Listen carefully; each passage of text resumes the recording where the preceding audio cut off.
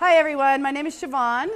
I'm the owner and publisher of Yellow Scene magazine, and as much as I'm a very outgoing type A personality, I absolutely hate public speaking, to the point that I forgot to write my introduction and my boyfriend had to do it for me. So it took me 20 minutes to figure out my shoes, and I don't know if they're still right, but they're comfortable. So this is not my favorite place to be, but I'm very excited to be at this event, and I'm very excited to be putting on this event. The reason for this event is I've been in media my whole life, and I really love what I do, and I believe in the power of words, and I believe in journalism and journalism standards. And so Yellow Scene has always taken a strong position that when we cover topics, it needs to be real, it needs to be authentic. And so we have a policy at Yellow Scene. There's absolutely no pay to play, and it's kind of sad in my industry that in 2016 I have to explain why that matters, because it shouldn't be that way. But we are going the old-fashioned way and working our best to publish things that we believe have value to the community. So a big reason for the event was Yellow Scene's not afraid to take on topics that are changing our culture. A lot of what we focus on at Yellow Scene is what's culturally relevant. And I live in Erie, and Erie was the inspiration for this event. And you would ask, why would Erie, a suburban bedroom community of 107,000 median income, be an inspiration for a cannabis event? And the reason for it was the city council was getting ready to vote on whether or not there should be legalized cannabis shop in Erie. And they did a poll to the community, and then we have a very, very active Facebook page in Erie. It's about 5,000 people out of about 25,000 population, which is almost half of the adult population. So it's a very active group. And they did a poll on the Facebook. So it's a Facebook poll, and you can take it for what it's worth. But I was shocked that half the people, Erie's a very liberal community. Today it is. We're 107 median income. We've voted to build our parks and trails. We have voted for schools. We have voted for new roads and parks and libraries, and we've voted to pay a lot of taxes in Erie. And it's got a pretty progressive, forward-thinking kind of population. It was a very strong Sanders supporter community.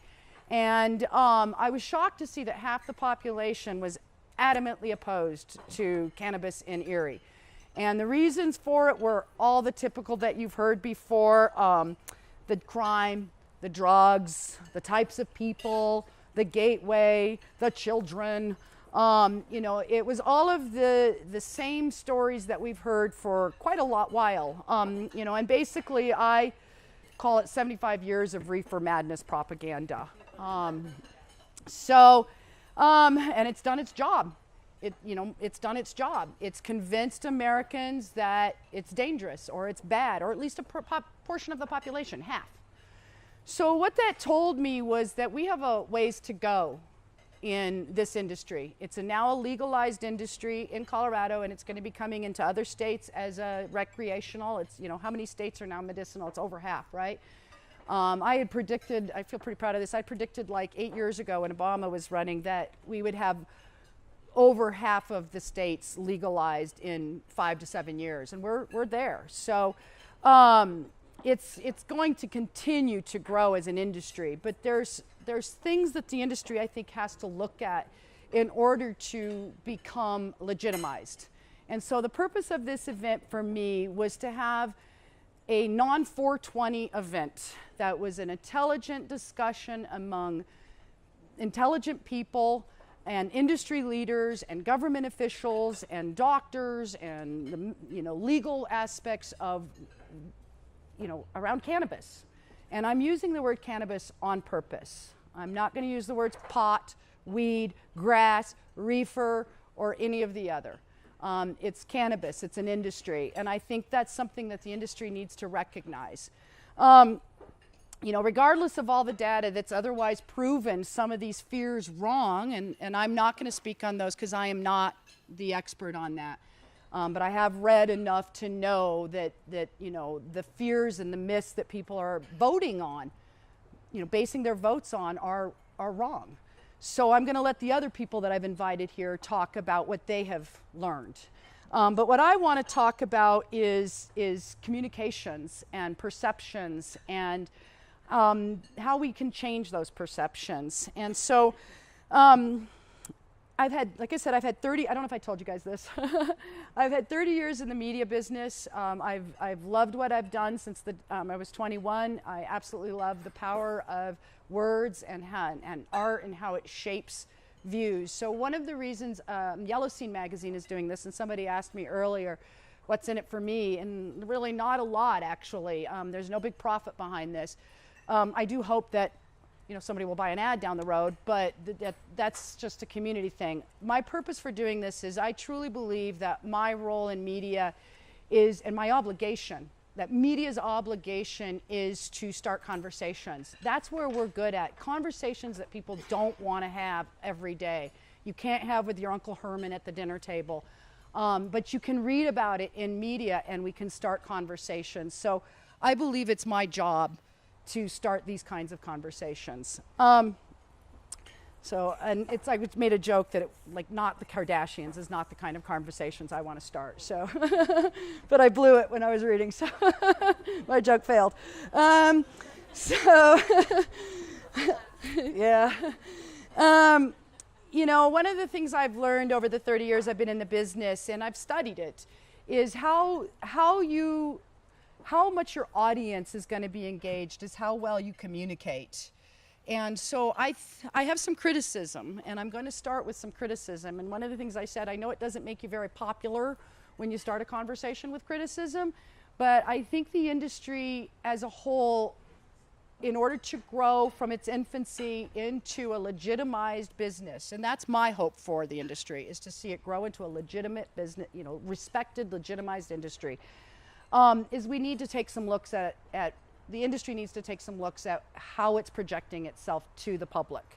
And so I have some criticisms, and one of the reasons I wanted to do a non-420 event was to showcase that there are extremely intelligent, influential, respectable people interested in this subject, that we're not all stoners. I mean, I don't see anybody that looks like a stoner out there, so imagine that. I think there's some things the industry are doing that's hurting itself rather than helping itself. And some of that has to do with marketing. And since that's the industry I come from, I feel most comfortable talking about that. I can't talk to you about how to do a build out on a shop or, all of that. But I can talk to you about how you project yourself. I've got some experience in that realm.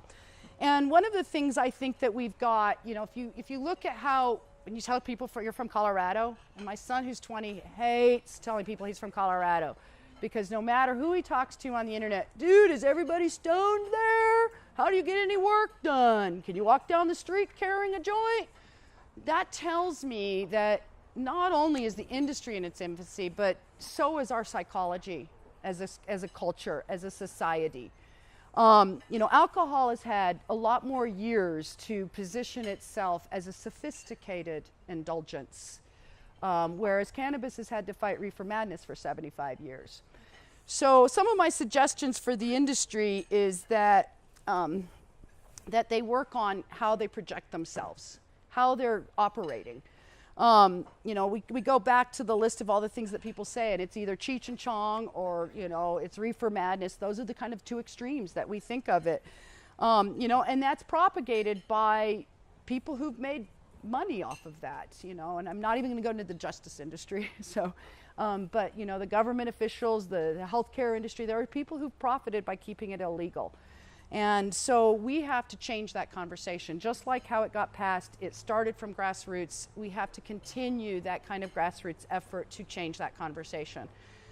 I think it hurts the industry when it projects itself as the stoner role. And I see so many of the organizations out there propagating that. And I'm not saying we have to pretend like we're targeting, little old ladies. We want to keep our rock and roll attitude, because most baby boomers grew up with Janis Joplin. So we don't have to worry about losing the rock and roll edge. But I think when we're projecting it strictly as the stoner atmosphere, it allows that other 50% to say, see?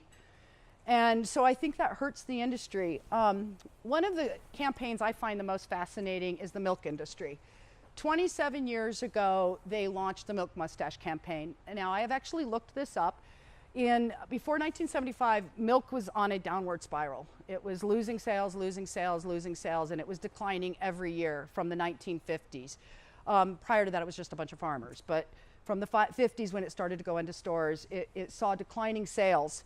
And they actually hired, who's the guy that did Transformers? That guy that produced Transformers. He actually produced the Milk Mustache campaign. So that's really fascinating to me. I can't remember his name. There you go. That's right. So he actually launched the Milk Mustache campaign. And since that time, the milk industry has risen as a very powerful industry in this nation. And if you talk to health experts, they tell us really cow's milk and human beings aren't supposed to go together. But they've convinced Americans that we need milk. And it was a very smart, brilliant marketing campaign that helped convert milk from just being something that farmers sold to something you need to buy for your children. So I'm not saying that we have to position cannabis as, I don't think it needs to disguise anything. I think the evidence is there that it needs to start highlighting what it actually is instead of hiding behind the stoner concept. So with that, I think that, that's kind of what my position and why I hosted this event. I wanted to bring people together to have a conversation. As I told somebody earlier, we're not national. I'm in here in Boulder County. It's, I have my little microcosmic world here. But I think, I get to have that opportunity because I do have a voice with Yellow Scene, and it is powerful, and it is red. And I do get to help shape views. I don't know if I'm going to convert everybody, but I do get to help start that conversation. So my goal was to start a conversation. And so I'm not going to really speak much further because I've invited several great speakers. Dr. Joseph Cohen will come up after me. He's going to, from Holos Health. William Porter is coming up after him from Starbuds. He's going to talk about marketing. We're very privileged to have Barbara Brohl here from the Department of Revenue. And we have Truman Bradley, who is an industry actively involved person representing himself. So he can qualify that. So I'm going to turn the mic over, but I guess what we're going to do after each speaker is have a Q&A. I really hope you don't have any questions for me because I really want to get out of front the podium. So I will answer them if you want me to. So I'm going to close, turn it over to Q&A, and then I'm going to turn it over to Dr. Cohen. All right? Anybody have any questions? Oh, good. I'm Dr. Joe Cohen. I practice in Boulder. I've been doing cannabis medicine for about 6.5 years. I was practicing as an obstetrician gynecologist. I've delivered several thousand babies over my years. Was practicing in New Zealand before I came back to the States again and didn't know what I wanted to do. So my wife, who had a medical problem, said, I want to try medical marijuana. Can you come with me to a dispensary? And this was back in early 2010. So I went with her, and next thing I knew, they said, do you want a job? And I just got back. I didn't have anything to do. And I said, sure. The problem is I knew absolutely nothing about medical marijuana. So in those days, you would work in the back of a dispensary, in a back room, and everybody who walked through the door had to get passed.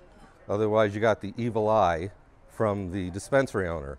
So that's what it was like back in early 2010 when I first started doing this.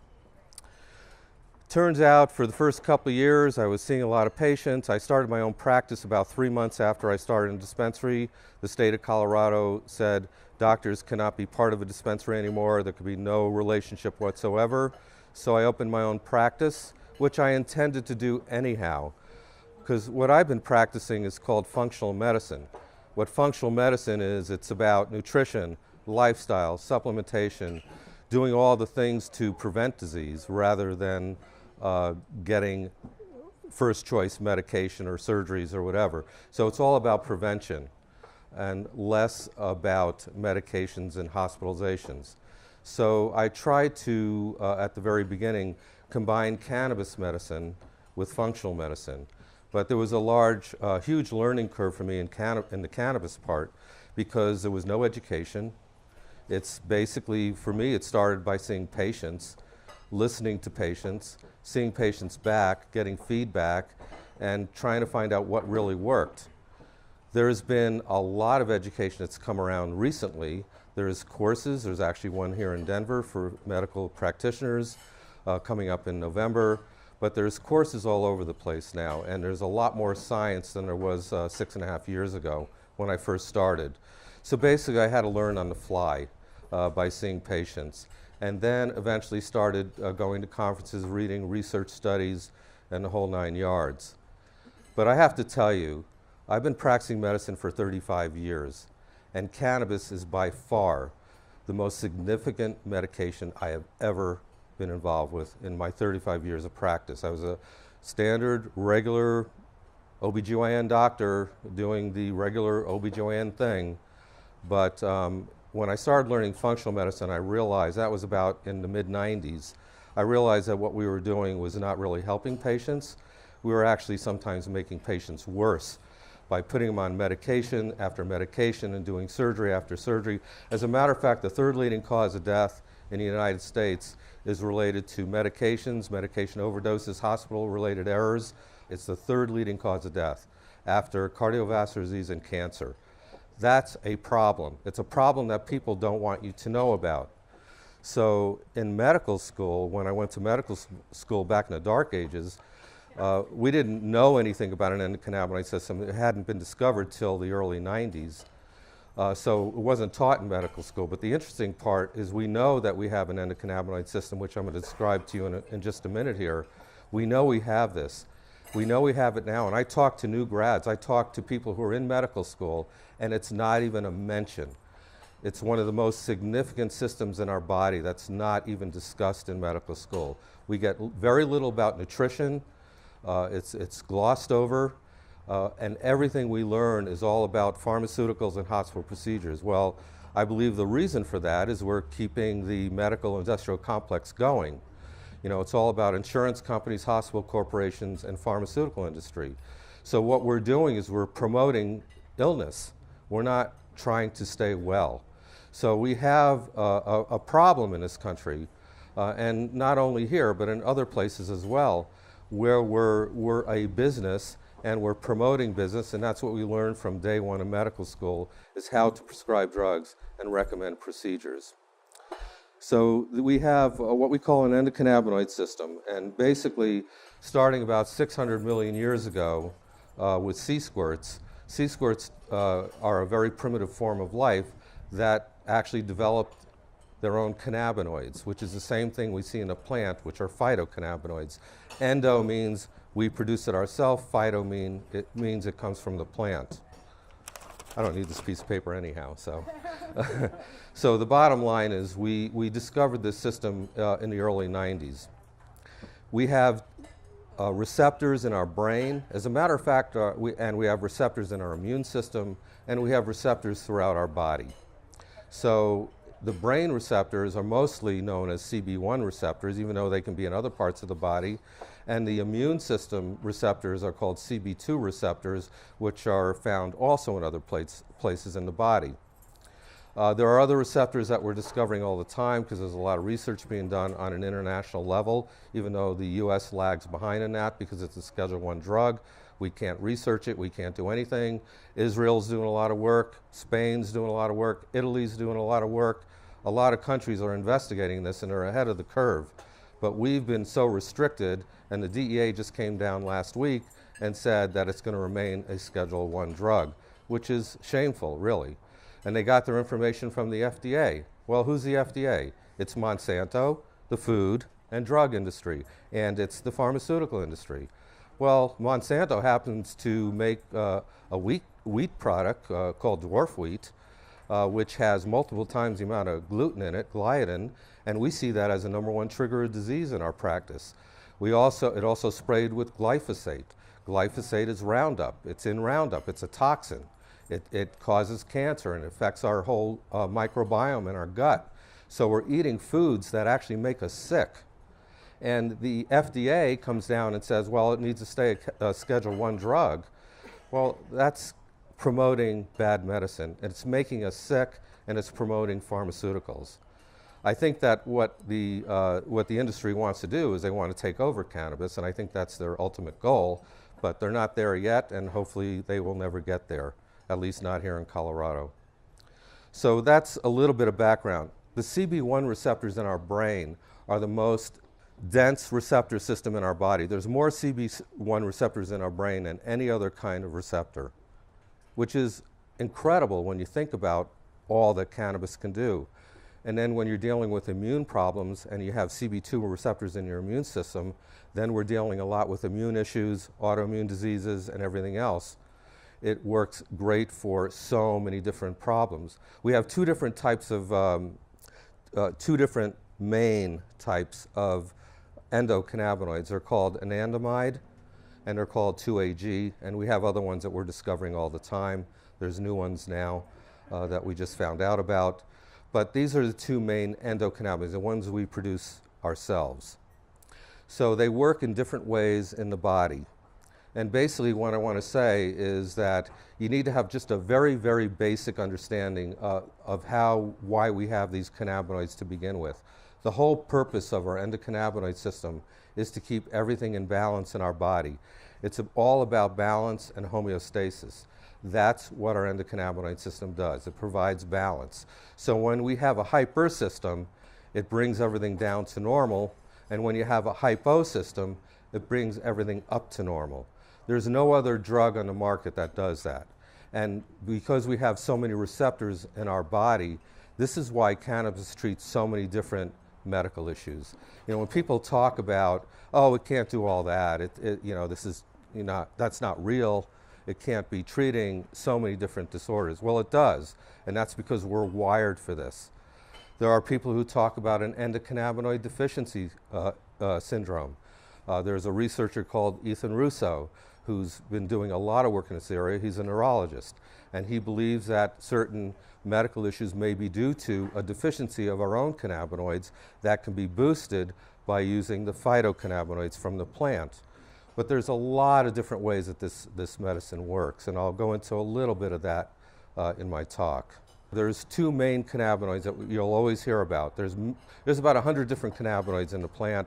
There's about 200 different terpenes in the plant or more, and we'll talk about that in a minute. The cannabinoids that are most talked about are going to be your THC, which everybody knows about. It's a psychoactive part of the plant. And then there's what we call CBD, which is a non-psychoactive part of the plant. So a lot of people are combining THC and CBD together to get a maximum effect because they both work symbiotically to give you the most benefit. The other great advantage of adding CBD to THC is that it actually decreases the psychoactivity of the THC. So many of our patients come in, the first thing they say is, I don't want to get high. So we have a lot of elderly patients, we have cancer patients, we have kids with seizures, we have all types of patients that we see in our office. And that is usually the first thing they'll tell me. That's not every patient, believe me, but that's usually the first thing they'll tell me is that I don't want to get high. How would I use this? How can I drive? How can I go to work? And how can I do these things? So we actually have to individualize therapy with patients depending on what their needs are. Right now, we have different strains of cannabis. You'll hear about sativa dominant strains, your daytime, awake, alert, creative strain. We have indica dominant strains, your nighttime, body relaxing, pain relieving strains. We have hybrids, which are the in-between sativas and indicas combined. And they're used for different purposes. Like an example would be you want to use an indica dominant strain that's high in THC to sleep at night. CBD doesn't help you sleep, but THC does, and it's actually the metabolites, the breakdown of THC that puts you to sleep. So many of my patients who have sleep issues, even though that's not considered an indication, we know it works really well for sleep. We'll tell them inhale at about an hour before bed with an indica dominant to fall asleep. That's going to allow the metabolites to form so that you fall asleep. If you have trouble staying asleep, you would take an edible form, which is going to be long acting. So there's many different types of delivery systems that we have. The edible form takes about an hour to work, lasts about 6 hours. The inhalation form works within 2 minutes and lasts about 2 hours. We have tinctures, which are drops under the tongue, which are kind of intermediate between the two. It gets dissolved under the tongue, gets into your blood vessels, and then you swallow it and it turns into an edible. So there's a whole variety. There's patches. There's a variety of different types of delivery systems, and we have to look at the patient, what their issues are, and decide what's going to be best for their particular issue. What strain, what delivery system, do you want to have the psychoactivity, do you not? Psychoactivity isn't a bad thing. Psychoactivity is what can relax people. It's what also helps people with things like PTSD and other related issues, psychotropic issues, or psychological issues, I should say, for anxiety, depression. There's a lot of different strains you can use. But if you have THC, what you're doing is you're actually decreasing stress sometimes, which helps, which is why this is a great body-mind medicine, because it actually works on your adrenal glands. When you have increased stress, your adrenals take a hit. That's your whole neuroendocrine system that gets involved. So when you use cannabis in certain forms, you can actually prevent other things from happening in your body that'll throw everything off. So it's a great body-mind medicine. Terpenes, which I mentioned earlier, what they are what give flavor and odor to cannabis. So when you smell or when you taste cannabis, you're smelling and tasting terpenes. There's at least a couple of hundred different terpenes that can be in the plants, and there may be just a few in each plant. But what they do is they actually modulate the effects of the cannabinoids, so they change the effects. As a matter of fact, the difference between an indica and sativa is not the cannabinoids, it's the terpenes. It's the way the terpenes modulate the effects of cannabinoids that will have that effect. So even though they may be very different in some ways, have a different effect, that's not necessarily the cannabinoid profile. It's very often the terpene profile in that plant. So it's a very, very complicated plant. When you're talking about all of these different parts that combine together and give you different effects, a lot of times it's going to be a trial and error with different patients, find out what works for them. I want to talk a little bit about CBD. When I first started doing this a few years ago, we knew very little about CBD. As a matter of fact, high CBD strains weren't brought to Colorado. It was smuggled in from a dispensary in Boulder, got a hold of a strain called Harlequin, which is about a 1-to-1 ratio of CBD to THC. Harlequin is now a very popular strain here in Colorado. There's many high CBD strains. But we knew very little about CBD back in 2010. Now we're learning more and more, and the science is teaching us more, and we see more with patients. At first, I thought CBD didn't do anything, that when patients use it, it had very little effect. And we were using forms of CBD, and patients were telling us that it really wasn't working. Well, now we're realizing how CBD works. And we have found that through technology, we now have delivery systems with CBD where it's much more highly absorbed, and we're seeing tremendous effects from CBD. So the way CBD works, we talked about anandamide and 2-AG are two endocannabinoids. When you take some THC, it's like, and it hits your CB1 receptor in your brain. And you have THC hitting your CB1 receptor. It's like a key going into a lock. It turns it on. And when that receptor gets turned on, you get the psychoactivity and you get a lot of the other beneficial effects from the plant. There is actually a different binding site on the same receptor that we just discovered, which actually will bind, where CBD will bind to that other binding site, and it actually slows down the psychoactivity of the THC, so you get less psychoactivity, but it also enhances the anti-inflammatory, the pain relieving, the antispasmodic, it's anti-anxiety. It does a whole lot of things that affects your GABA, which is one of our neurotransmitters. So it has a major effect in the brain on the CB1 receptor, and it counters a lot of the negative side effects that people will get from THC. My personal feeling, if I only had the option to have one type of cannabis, it would be a 1-to-1 ratio of CBD to THC. I think that's been the most effective for a variety of reasons, especially when you're dealing with autoimmune disease and a lot of other issues. That would be, that's our first choice for a lot of patients. You can use high THC strains for sleep at night. You can use high CBD strains for anti-anxiety because it's an anti-anxiety, and combining the two could be an antidepressant. So it has a lot of beneficial effects. It's just a matter of playing around with different strains, different ratios, and what works for patients. But getting back to CBD alone, we now have hemp. Hemp is majority CBD. So we can grow hemp here in Colorado. There is a lab out in Lafayette that's actually making a CBD product that's in what we call a liposomal structure in nanoparticles, very small particles, 2 pumps under the tongue. You let it sit there for a minute, then you swallow it. It works instead of like a lot of the other types of CBDs that we've been trying that weren't successful. This is very highly absorbed because it gets almost immediately absorbed under the tongue. Instead of waiting 20 minutes for most tinctures to work, this works in about 2 minutes because of the absorption. You need a lot less of it because it is so highly absorbed, and it's much more effective for patients. So we're finding as technology increases, there's ways to deliver this that are much more effective. So we have patients who come in who are now don't want to get high. They're using the hemp CBD, which comes in about a 25-to-1 ratio, less than 0.3% THC. That makes it hemp. And they can bring that anywhere. It's legal throughout the country. It's not considered marijuana. I don't like that word either. It's not considered that. It's considered hemp, and you can travel with it. You can take it anywhere. And you can bring it to work. You can do it, use it anytime. But we're finding that it can be very, very effective for pain, spasm. It's a great anti-inflammatory. It's an anti-anxiety. So there's many patients who want to use the CBD only to prevent the high. So just to give you a little background on how this works and why it may work for so many different conditions, I just want to run over a couple things here.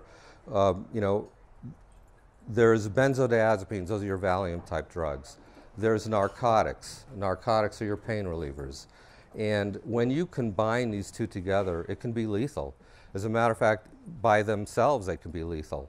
We have a lot of overdose deaths here. We actually have a pain management specialist here, Dr. Brohl, who does all of this type of work. And we often refer to Alicia for helping patients get off of their opioids, and she has her method, which I won't get into. But we want to get people off this medicine. And cannabis is the ideal drug to do this, and here's why. Number one, Number one, what it does, it actually decreases the need for these medications. So when you're using, say, a benzodiazepine for anxiety or sleep or muscle spasms, cannabis treats all of that. If you're using the right strains, the high CBD strains, mixed with some THC usually. Not only that, so you have, when you take opioids, those are pain relievers. Well, cannabis is a pain reliever. So you can use cannabis in place of these medications and gradually help people wean off with the use of cannabis and save a lot of people's lives. We know there's a lot of information now that states that allow medical marijuana, there's a decreased amount of overdose deaths because they have that available. So not only can you replace your opioids and your benzos, which, by the way, together, what these do alone and especially together is they stop you from breathing. That's why people die. They can stop your heart rate, they can stop you from breathing, and that's why we have so many overdose deaths. Cannabis doesn't do any of that. It's non-toxic. So it can replace the medications, it can potentiate the effect of those medications so you don't need as much. But we like to wean people off by using cannabis and get them off these drugs completely. We usually refer to Alicia for the opioids, and our nurse practitioner in the office does a whole benzo weaning program to get people off their benzodiazepines.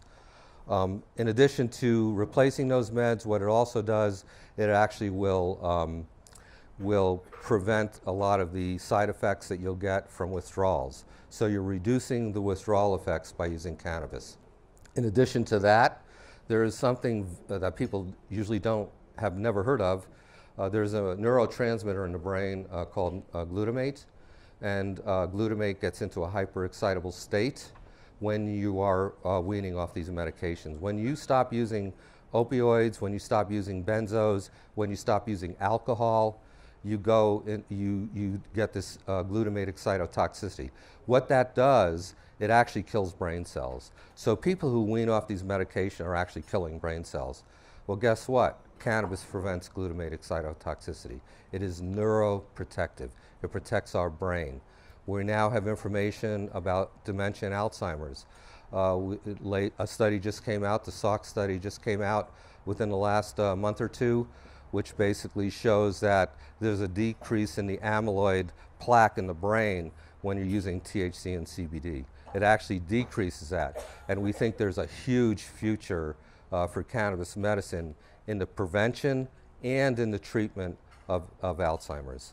And that is the #1 cost of medicine in the United States. Over $200 billion a year is spent to treat this. It's more than treating cardiovascular disease and cancer combined. So this is a very significant finding. And I think that we need to follow this and really do everything we can for our patients to help them stay safe and away from these medications and be able to help reduce some of the negative side effects that you would get. You got to be very careful with edibles. When you do an edible, it has to be absorbed by your GI tract, and then it has to be broken down in the liver. Delta-9 THC turns into a different compound called 11-hydroxy-THC. It's stronger and longer acting. So a lot of people who do edibles, either some people will have too much of an effect, inconsistent results depending on what you've eaten or not eaten, but also we have some patients who can do all the edibles in the world and have absolutely no effect whatsoever. And that's an absorption or a liver issue that will cause that to happen. So you got to be very, very careful with edibles. I don't usually like to start people out with edibles. I like to start out with a different method. Tinctures, inhaling through a vaporizer where you're not getting the smoke is a very good way to go. And when I say inhaling with a vaporizer, we're talking about flower, the bud, not the oils. Sometimes they put a chemical in the oils called propylene glycol, which is basically antifreeze, which is toxic to our brains and our body. So you have to be careful of what you get.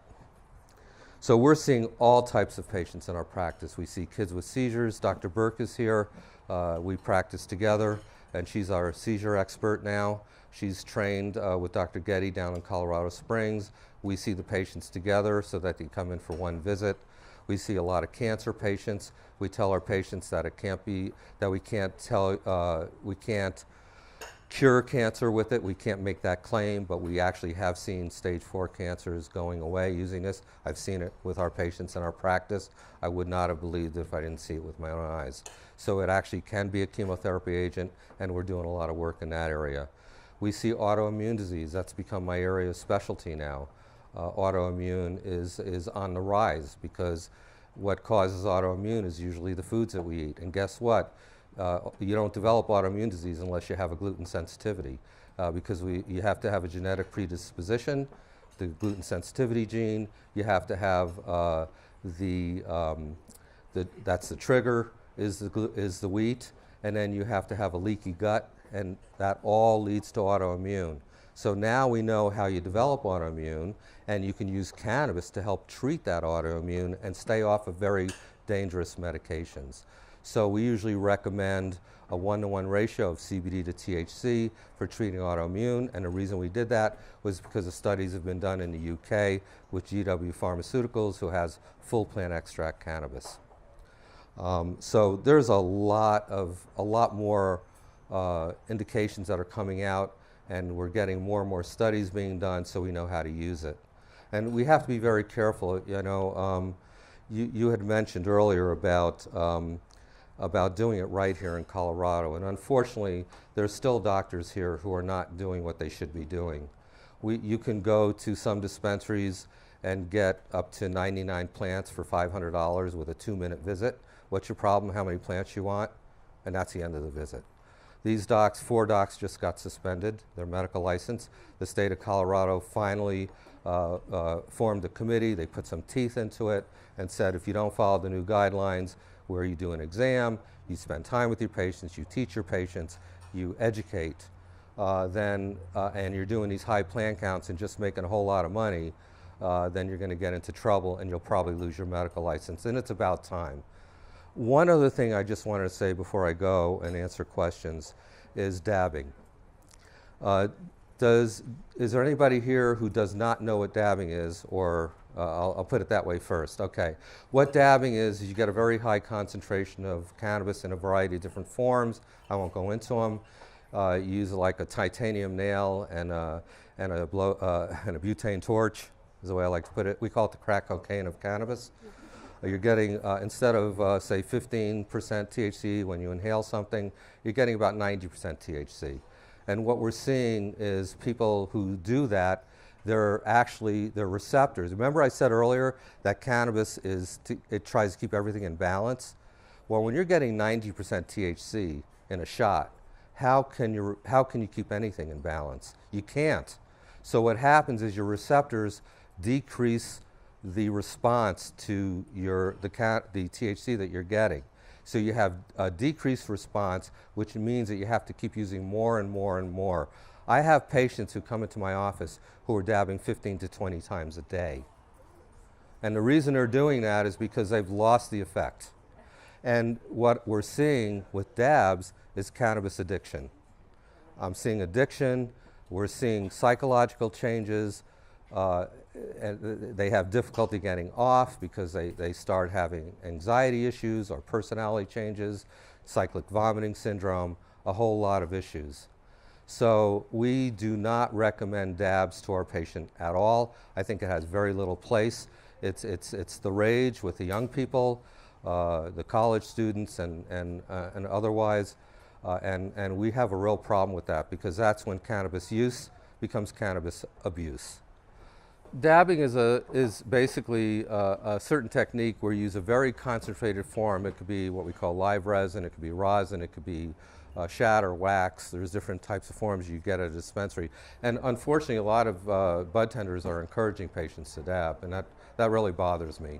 So we counsel patients when they come in about that. So they'll, haven't dabbed, so it's hard for me to describe exactly, but basically, you put a very concentrated form on a titanium nail and you just breathe the stuff in with a butane torch, like I mentioned, and it gives you an immediately an extreme high.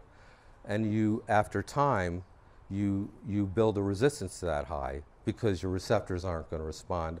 I don't know how to describe it beyond that. Do you find any of it's done in safety? Because I have used it for going to sleep. I don't do more than 1 or 2. And it works better than an Ambien. So is it in small amounts still okay? Or? It can be okay if used minimally, but I have a little bit difficult time with that because you are actually decreasing your receptor activity when you do that. I firmly believe that if you use low dose and you stay with low dose, you're going to get a very similar response and you get all the response you want. It's when you start doing that, then it's the only thing that's going to work. Because the flower that you're using no longer works anymore. It's not strong enough. So I think you need to just stay away from that completely. And if you are already doing it, you need to take what we call a drug holiday and then get back to low dose. Yeah? Are you not changing the terpene profile when you extract something with butane, such as BHO? You're adjusting how that plant's natural. You're actually affecting the terpene profile more with CO2 extraction. You're eliminating a lot of the terpenes when you CO2 extract, which is one of the most common, considered better methods of extraction. But you often are removing terpenes when you do that. And not only are you doing that, if you don't have a clean grow, if you're using pesticides and fungicides, you're actually concentrating that in the CO2 extracted oil, so you're getting more carcinogens that way. I personally think flower is the way to go if you're going to be inhaling. Vaporizing is the best way to use flower because you're eliminating carcinogens, smoke, congestion, sinus problems, odor. So we recommend vaporizing flower as our #1 inhalation method. I wanted to ask you about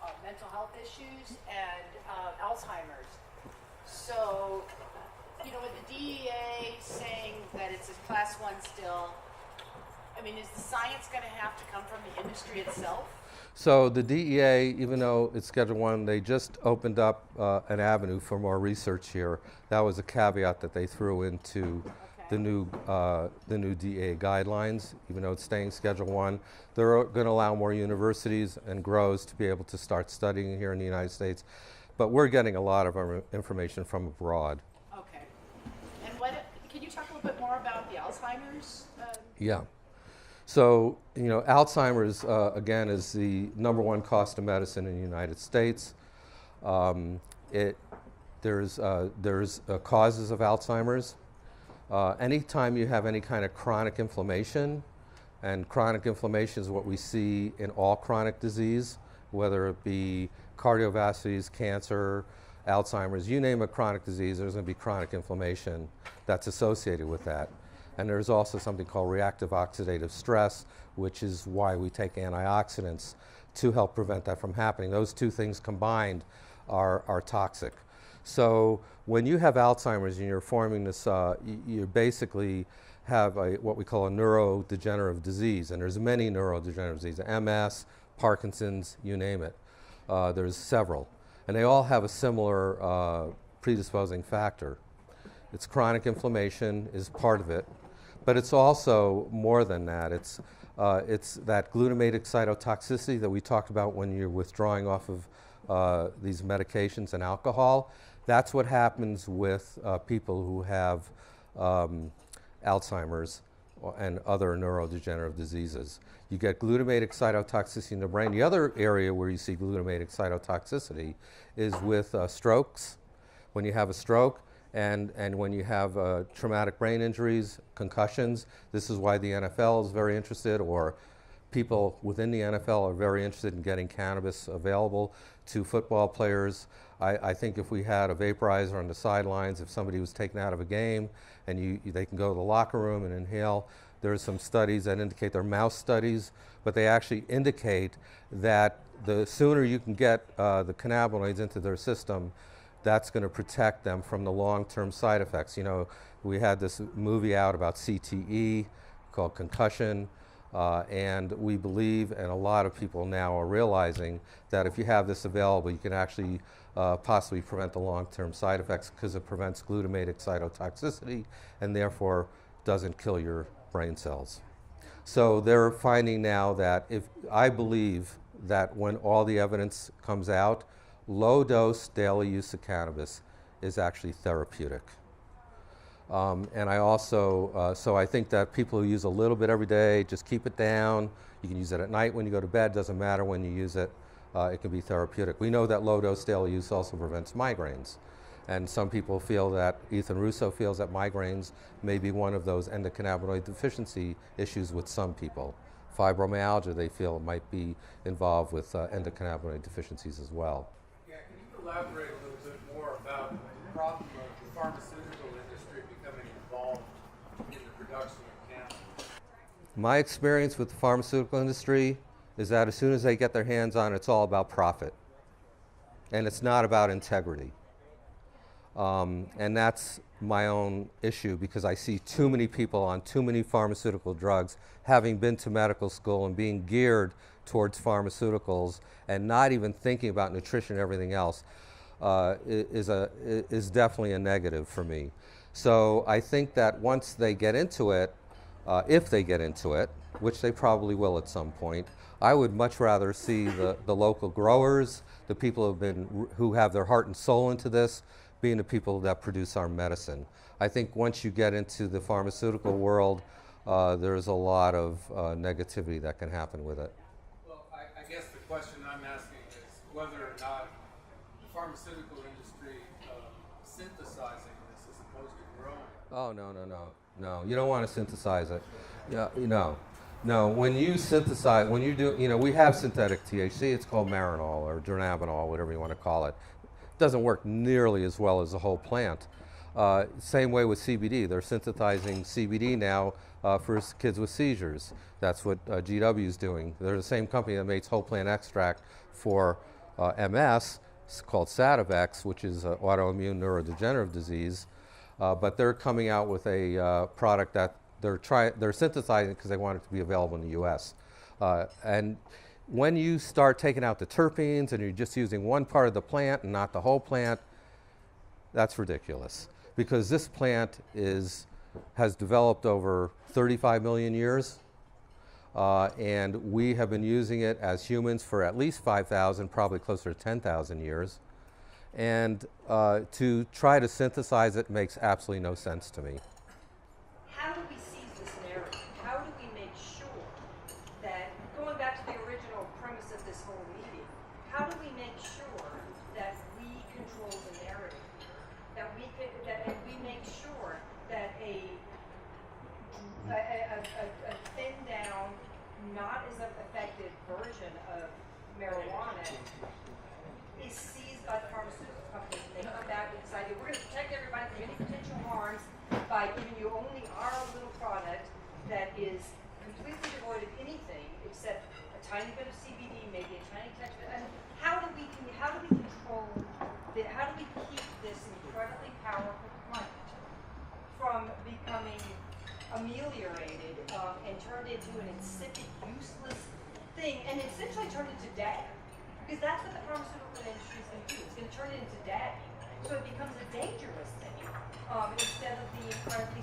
How do we, as a group here that is concerned with this, how can we make sure that the pharmaceutical? The only way I can answer that question, because I don't have any definitive answer for sure, but the only way I can answer that question is Colorado's been leading the way.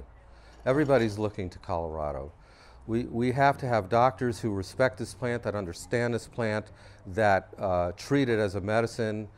We have to be able to make sure that people use it appropriately, and we have to be able to study what we're doing here with the whole plant to be able to show that it's really helping people. I don't have an answer other than that, except we need to do it right. So, I don't know that I have all the right answers, but I know that the industry is poised. I believe that the industry has to band together and has to, in marketing, there's a rule, he who's in the mind first holds the market. And the industry has an opportunity to band together now and create a coalition that not only does marketing, but governmental legislation, and get there first. Get there first with a cohesive effort together. And that's the only thing that I can think of off the top of my mind, that they have to band together and be there first. So I think I need to wind it up because I've taken way too much time. So we'll move on. Thank you.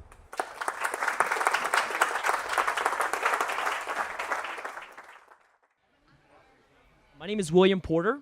I first started, actually this is a little bit like home for me. I ran the Boulder County Commissioner race for Elise Jones, who is the current Boulder County Commissioner. Actually met the Mayor of Longmont, Dennis, here on that campaign. Thank you for being here. And, Boulder County is doing a lot of fascinating policymaking and innovation around not only cannabis, but just sustainability in general. And that was kind of, I think, the beginning and maybe the end of when I decided that I was tired of selling hypothetical change, but I actually wanted to implement it. So that's when I got hired to be the press secretary for the president of Denver City Council, and I helped really shape the messaging and the policy around cannabis. We were the first city in this country to legislate recreational marijuana. And as we were having these conversations, we knew that the eyes of the world were looking to us. It was really, we had an obligation to create good, replicatable law. And outside of that, marriage equality, I was a spokesperson for that for the city. And I started asking myself some critical questions and jumping into how can I be a part of this conversation, not just from a legislative end, but from a messaging end. And so Starbuds is a statewide chain of dispensaries that recently hired me to head up their marketing and communications. And I am having very fun and difficult conversations around how can we, as we just spoke about, elevate the conversation around cannabis. And on the B2C side of things, I'm asking a very different question. Who is the customer?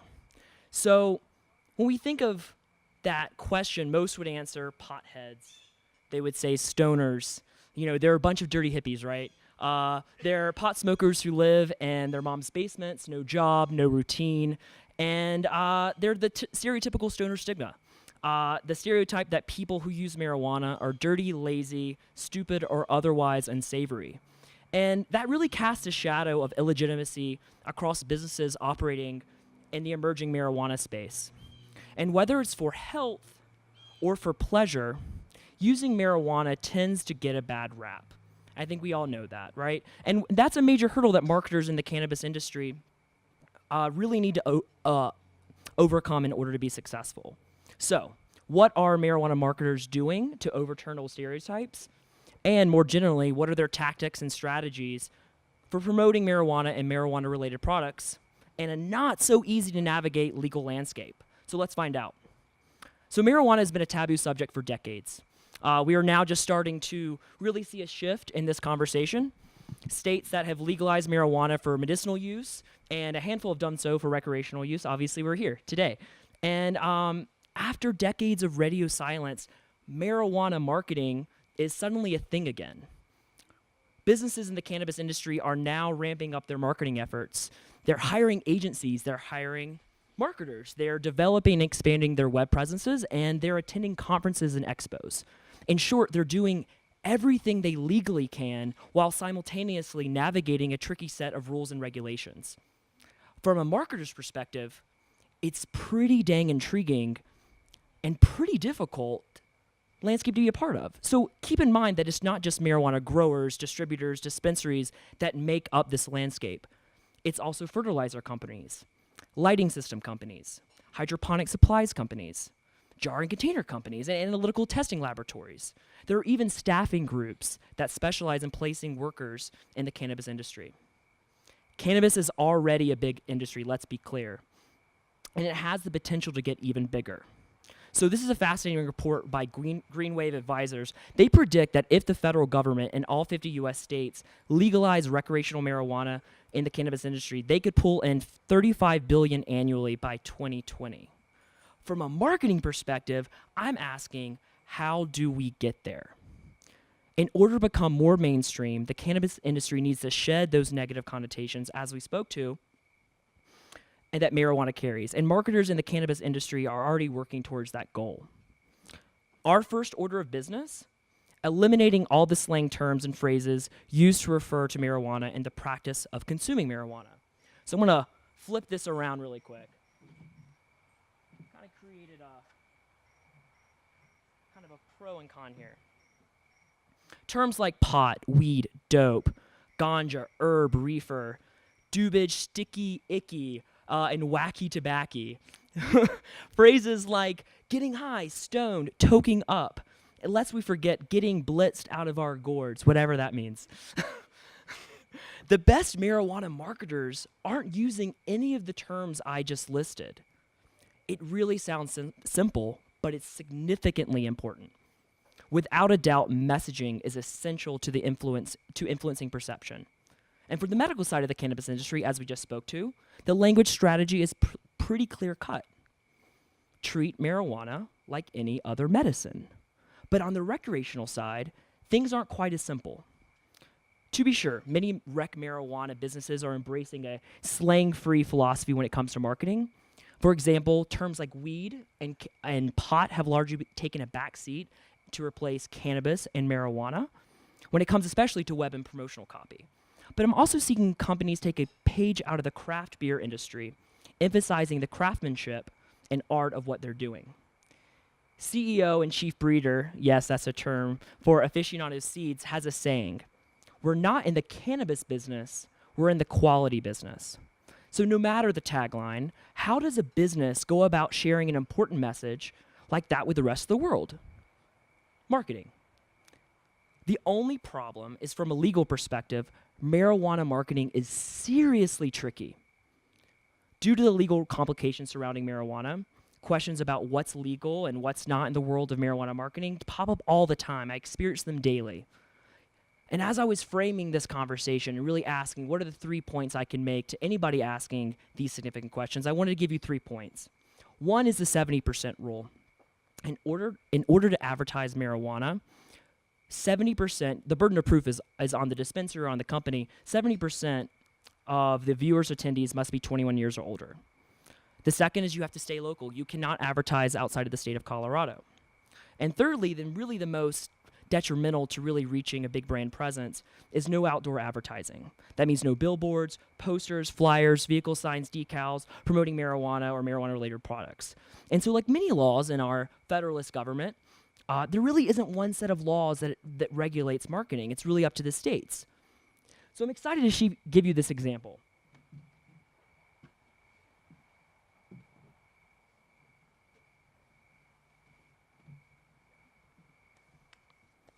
In Washington state, for example, marijuana billboards are legal. Not the case for Colorado. This is the first marijuana billboard ever portrayed in the U.S.'s history. Although you can see from this photo, something is noticeably missing from Dama's marijuana billboard. Can anybody notice that? Marijuana.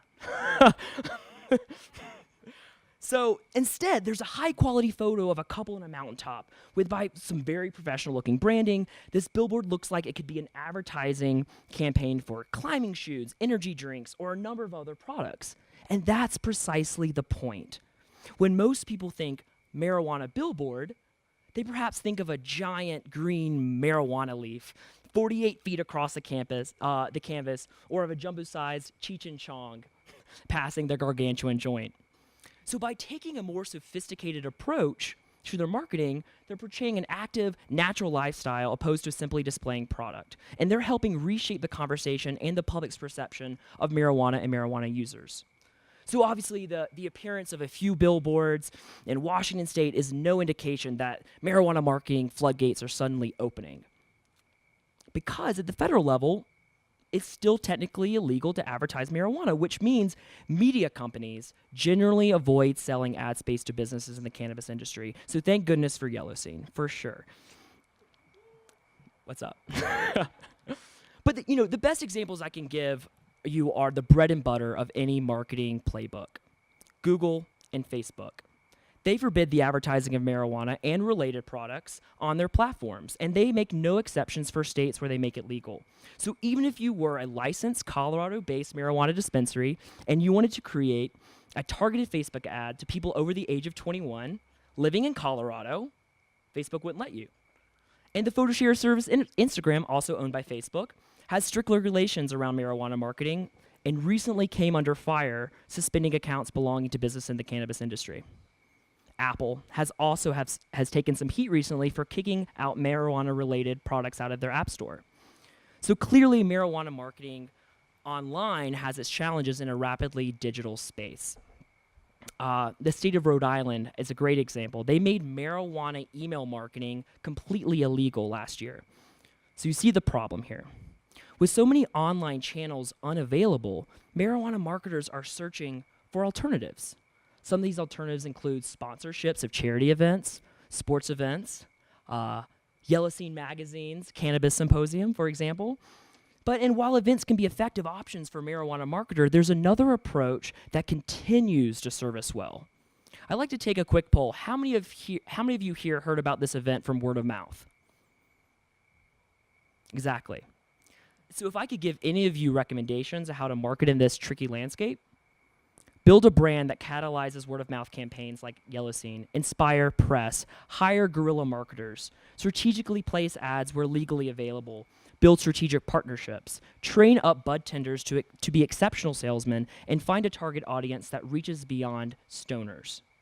But even with the creative strategies available to Colorado marketers, there's still an unanswered question. Are big marijuana brands on the horizon? And as it turns out, the road to big marijuana brands could be a long one. Some of you may not know this. The U.S. Patent and Trademark Office, USPTO, only registers trademarks for applicants who can prove that they'll be using their trademark for something lawful. And since marijuana is still legal at the federal level, registering a trademark for a marijuana brand is currently literally impossible. So the trademark issue isn't the only thing getting in the way of big marijuana brands. Search ads, as I said, banned. Facebook ads, banned. And in some states, all forms of marijuana marketing are banned. So if you're a company trying to build a brand as large as Budweiser, These restrictions could be major obstacles.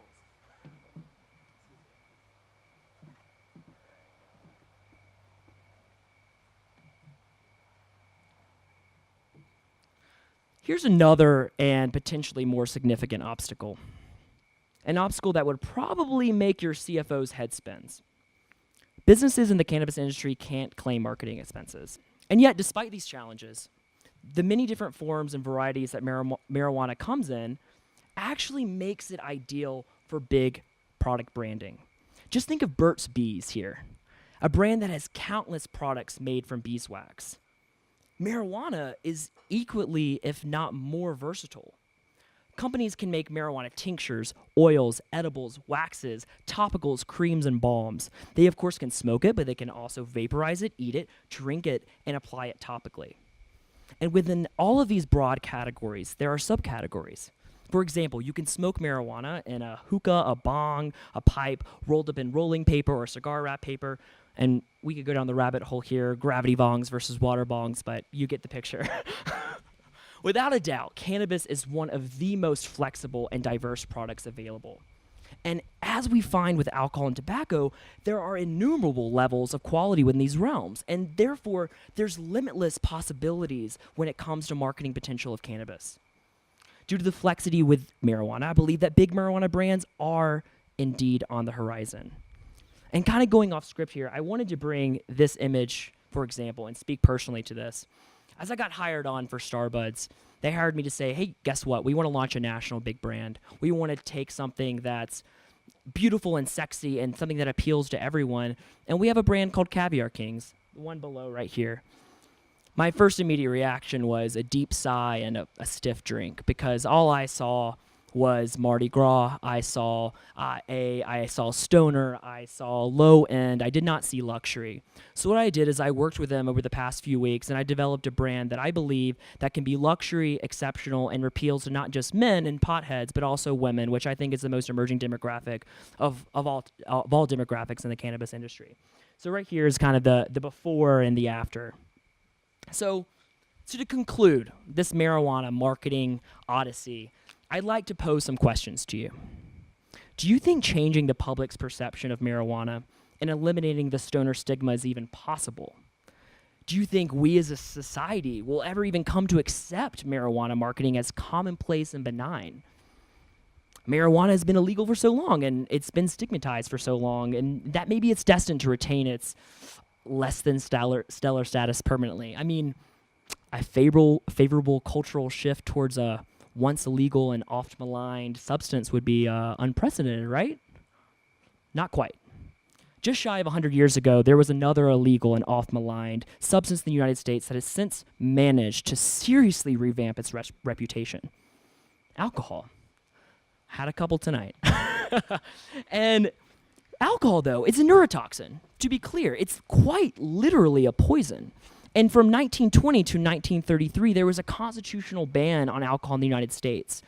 And that ban was spurred by a national debate and temperance movement that demonized the liquid vice and labeling it a root cause of society's ills.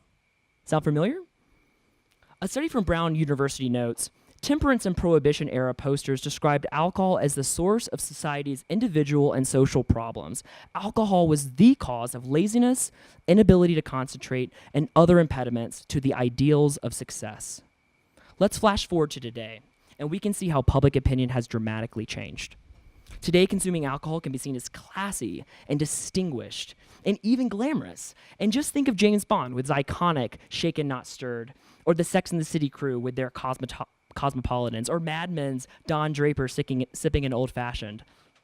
Now, as we think of those, consider that excessive consumption of alcohol kills around 88,000 people every year and is responsible for many accidents and arguably terrible life decisions.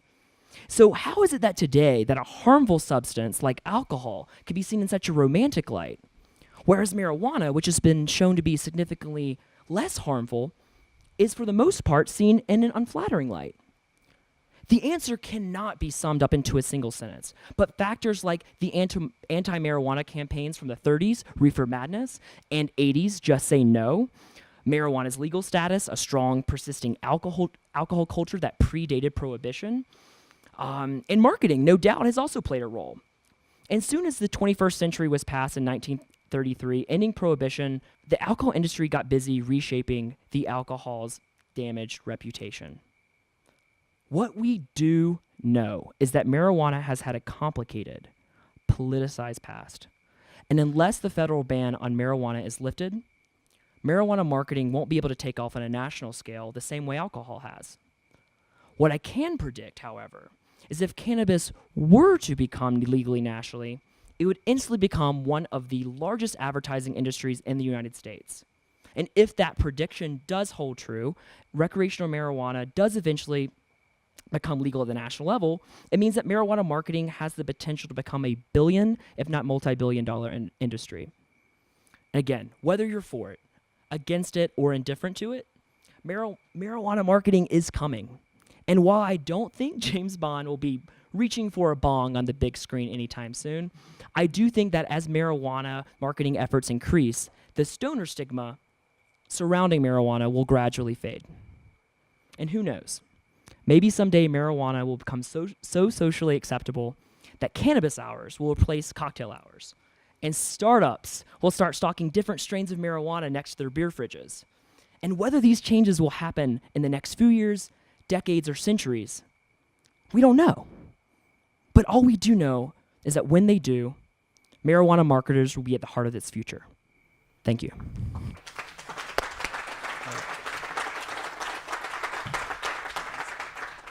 So I guess any questions people may have for me? Yes. I would like to suggest adding to marketing principles truth in marketing. Yes.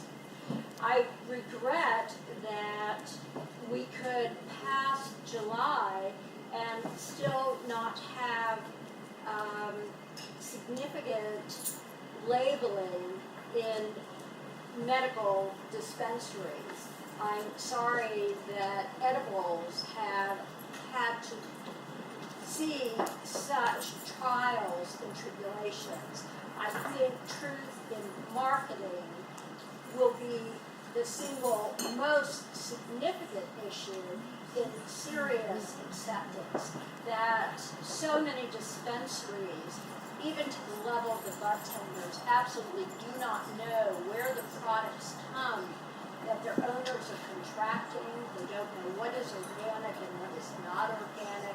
This is within Colorado that is held as a paragon of states, much less states that we may not see legalization for years to come. So I think we have some very basic work to do in our own backyard before we start considering mega strains and national strategies. 100%. And just for clarity here, as we're developing, and thank you, Dennis, for keeping this billboard alive. But with Caviar, if I want to take this brand nationally, currently, if I try to sell any product from Colorado, that would be considered trafficking. So any product that is sold in Colorado has to be grown in Colorado. But I do agree that the standards that we have on what is organic, what isn't, we're literally at a farm to table dinner tonight, right? And we know where our food is coming from, and I hope the same holds true for the cannabis industry as well. What do you think the biggest obstacle is for the shops? Because as somebody who sells advertising, I see difficulty in helping the shop owners themselves adapt to a more polished brand. So what do you think the biggest obstacle is going to be for the shop owners to embrace that? Unfortunately in economics, it's really eat or be eaten. So I think that the people who rise above and elevate themselves in this conversation are the ones that survive, and the ones that don't will be the ones that suffer. And obviously, the stoner, quote unquote, the dabbers, they're not going to stop buying cannabis. I'm asking for the untargeted customer. I'm asking about the average, the Louisville moms that maybe want to take an edible before they go to bed because they have 4 children and they're really tired and they don't want to get drunk and have a hangover. Like, I'm asking like bigger questions than really kind of the lowest hanging fruit and the lowest common denominator. So there are enough. I think it's almost oversaturated with dispensaries that are targeting what I consider the lowest hanging fruit demographic. I think the companies that really target everyone else are the ones that are going to succeed. My concern is that the industry itself will hurt itself because they're not growing out of that. I agree with you. I think that, as I said, marijuana marketing is coming. The elevated conversation around cannabis is coming.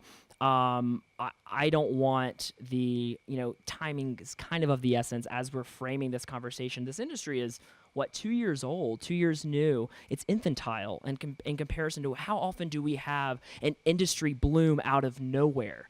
We are in the growing phases, just like Denver is, just like Colorado. We are kind of Colorado is more of coming out of their adolescent phase, and right now we're still trying to walk. And I hope that walk is on a path, as you're saying, that really frames this conversation in something that doesn't involve the stereotypical stoner conversation. So, yeah. I think Colorado has a rare opportunity here to create a brand that actually sustainably grown, ecologically sound, pesticide-free. All these things are going to be absolutely essential if you want to create an industry that people like me are going to patronize. Because that's exactly what I'm hunting for. It's very hard to find there. You have to do a lot of research. And I understand that from the owners of dispensaries' point of view, there's not much they can do right now because there isn't an organic certification. But they know what that looks like. They could start growing with that intention. It's very hard to get anything that's not grown in a greenhouse, which means it's a monoculture. It's almost impossible not to use pesticides in. Yeah. Colorado actually has a climate that's amenable. It uses a lot less water than a lot of the traditional crops.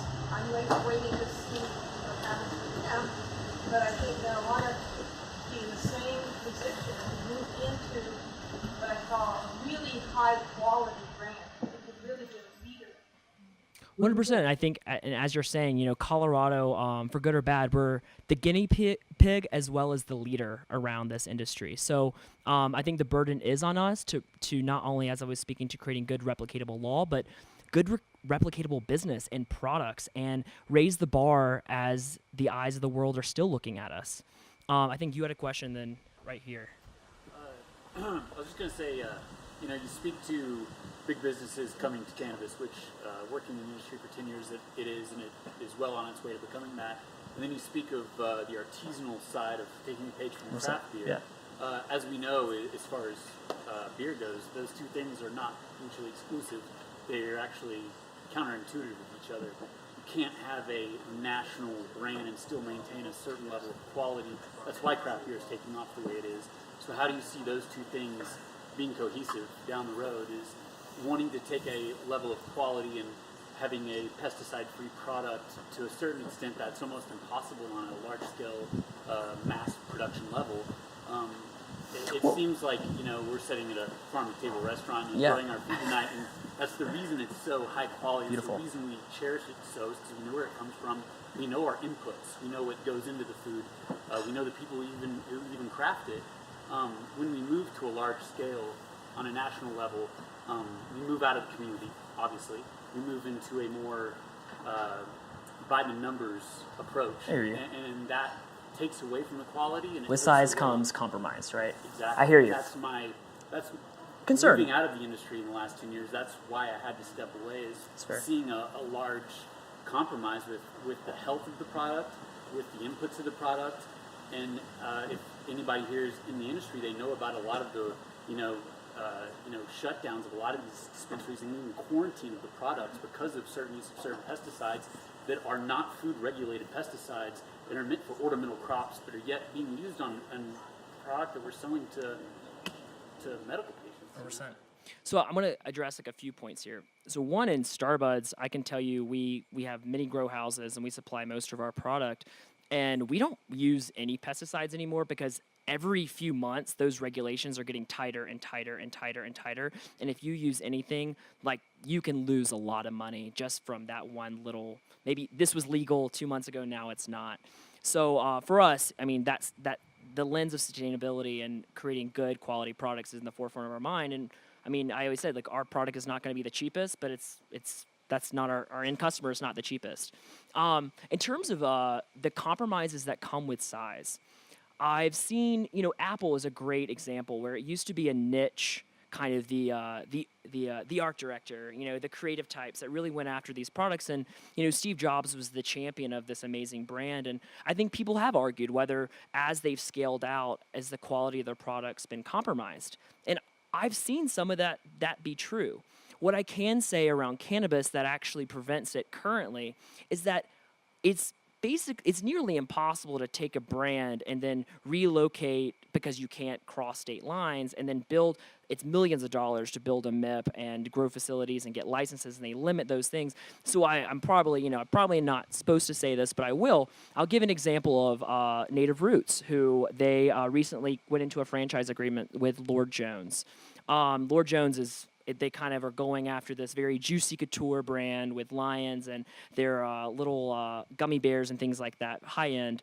And their agreement is that Native Roots will produce all of the products here in Colorado, support Colorado jobs, obviously oversee the quality of that product, and then Lord Jones get a 20% franchise agreement. That's how I see brands expanding, is by locally investing in the different legislative markets while creating these franchise agreements that works for everybody. So it's kind of a nice compromise, at least in the current landscape. But if it becomes nationally legal, I hear you. How do we make sure that we're protecting not only the consumer, but the integrity of the product? I think there's a question over here. Like stoners, there's no real other word for that yet, right? Or, cannabis connoisseur, Connoisseur? I tease, but seriously. like getting high, getting stoned, getting baked, like almost all of those have kind of negative connotations. So I want to know if you have any other positive or more neutral, ways to talk about it, or anybody else here that has really good verbs and nouns for me. Cannabis. I mean, I do think cannabis is kind of the canna. It's so adaptable, but none of us who drink like to call ourselves drinkers. None of us likes to call none of us likes to call ourselves drunks. What we like to say is that we enjoy a cocktail, right? And we like to wind down. We use verbs that hint at the consumption of something that helps us not only be social, but enjoy all that life has to offer. And the question I have is not about, maybe, yes, we can talk about like, hey, I want to wind down. I like to wind down with an edible or what have you. But I look back at the stigma that alcohol doesn't have, which is the amount of deaths, the amount of, I don't know if anybody knows this, but there have been 0 violent crimes connected to cannabis in the year 2015. There are thousands of violent crimes. People don't really get drunk and beat their wives, right? But we don't have that conversation when we're having a beer or a cocktail. And so I think the conversation is really talking about what are the non-negative side effects of consuming cannabis? How am I making a choice that's more positive over something potentially more negative? Not that alcohol is bad, but even in that vein, I think it helps reframe the conversation. But if you're looking for words, I do think cannabis is one of the easiest. Consume, I like to relax, right? Wind down. I'm not sure if anybody else has any feedback on that. Yeah, there we go. That milk campaign. Yeah. And Medicate is, again, and I think something I didn't mention, I actually took it out of the speech, was, how recreational medical marijuana, they're completely different, right? And obviously people are, the ways to get a prescription. New York is actually not making any money right now over cannabis because they've made it so difficult to get a prescription that no one's doing it.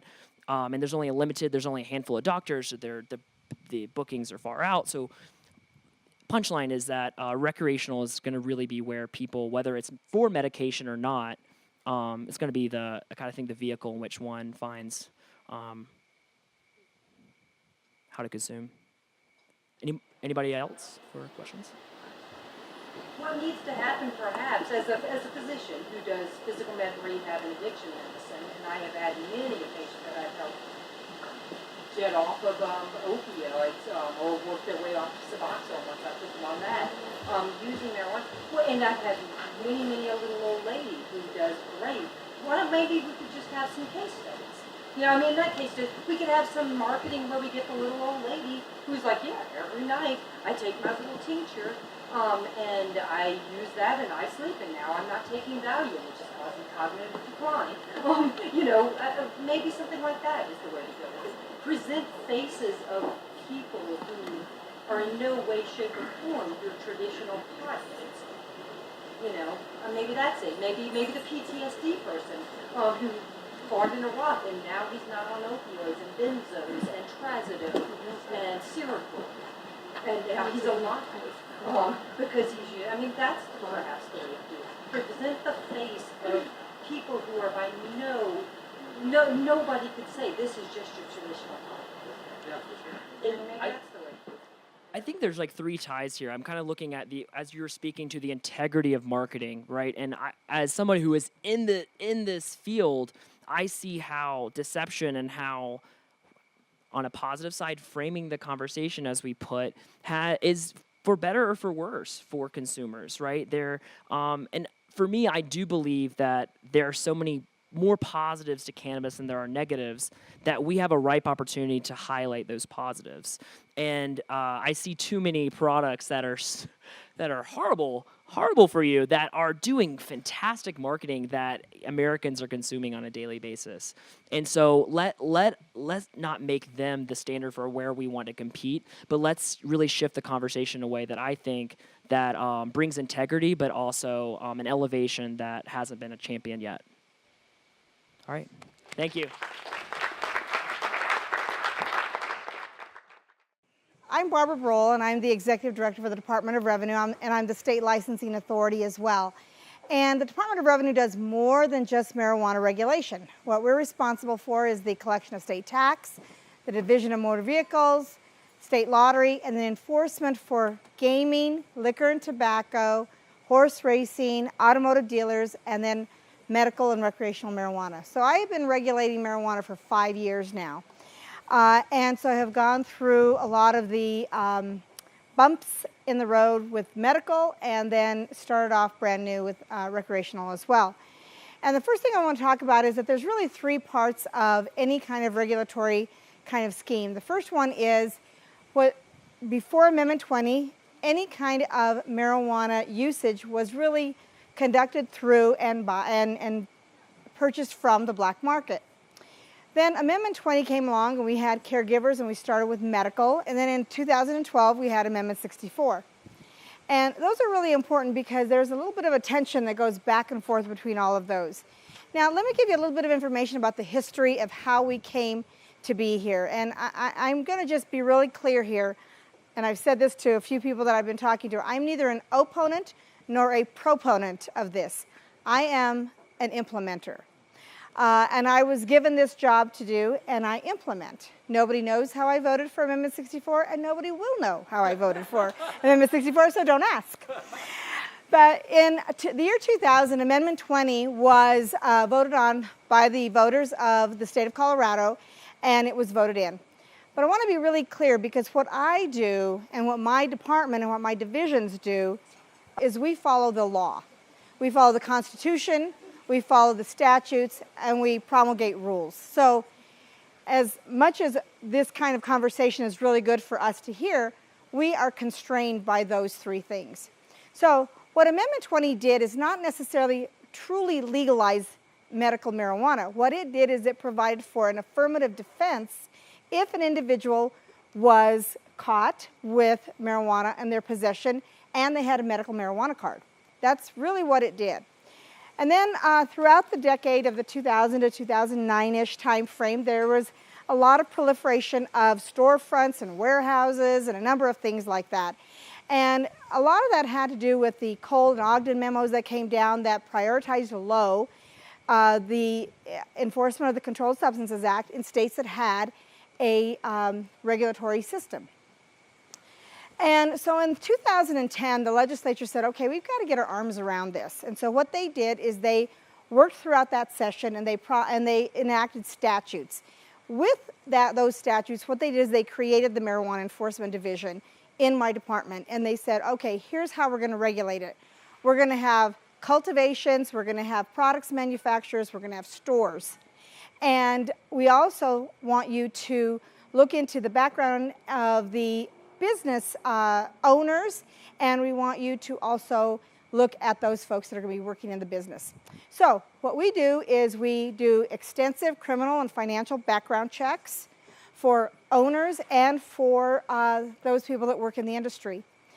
We look at things like what your footprint is, where you're going to have your business, those kinds of things. And so there's a number of regulatory requirements that businesses have to address and comply with in order to remain businesses and to become businesses at all. So one of the things that I like to do, and the reason I like to have these conversations is because I like to clear up any misconceptions.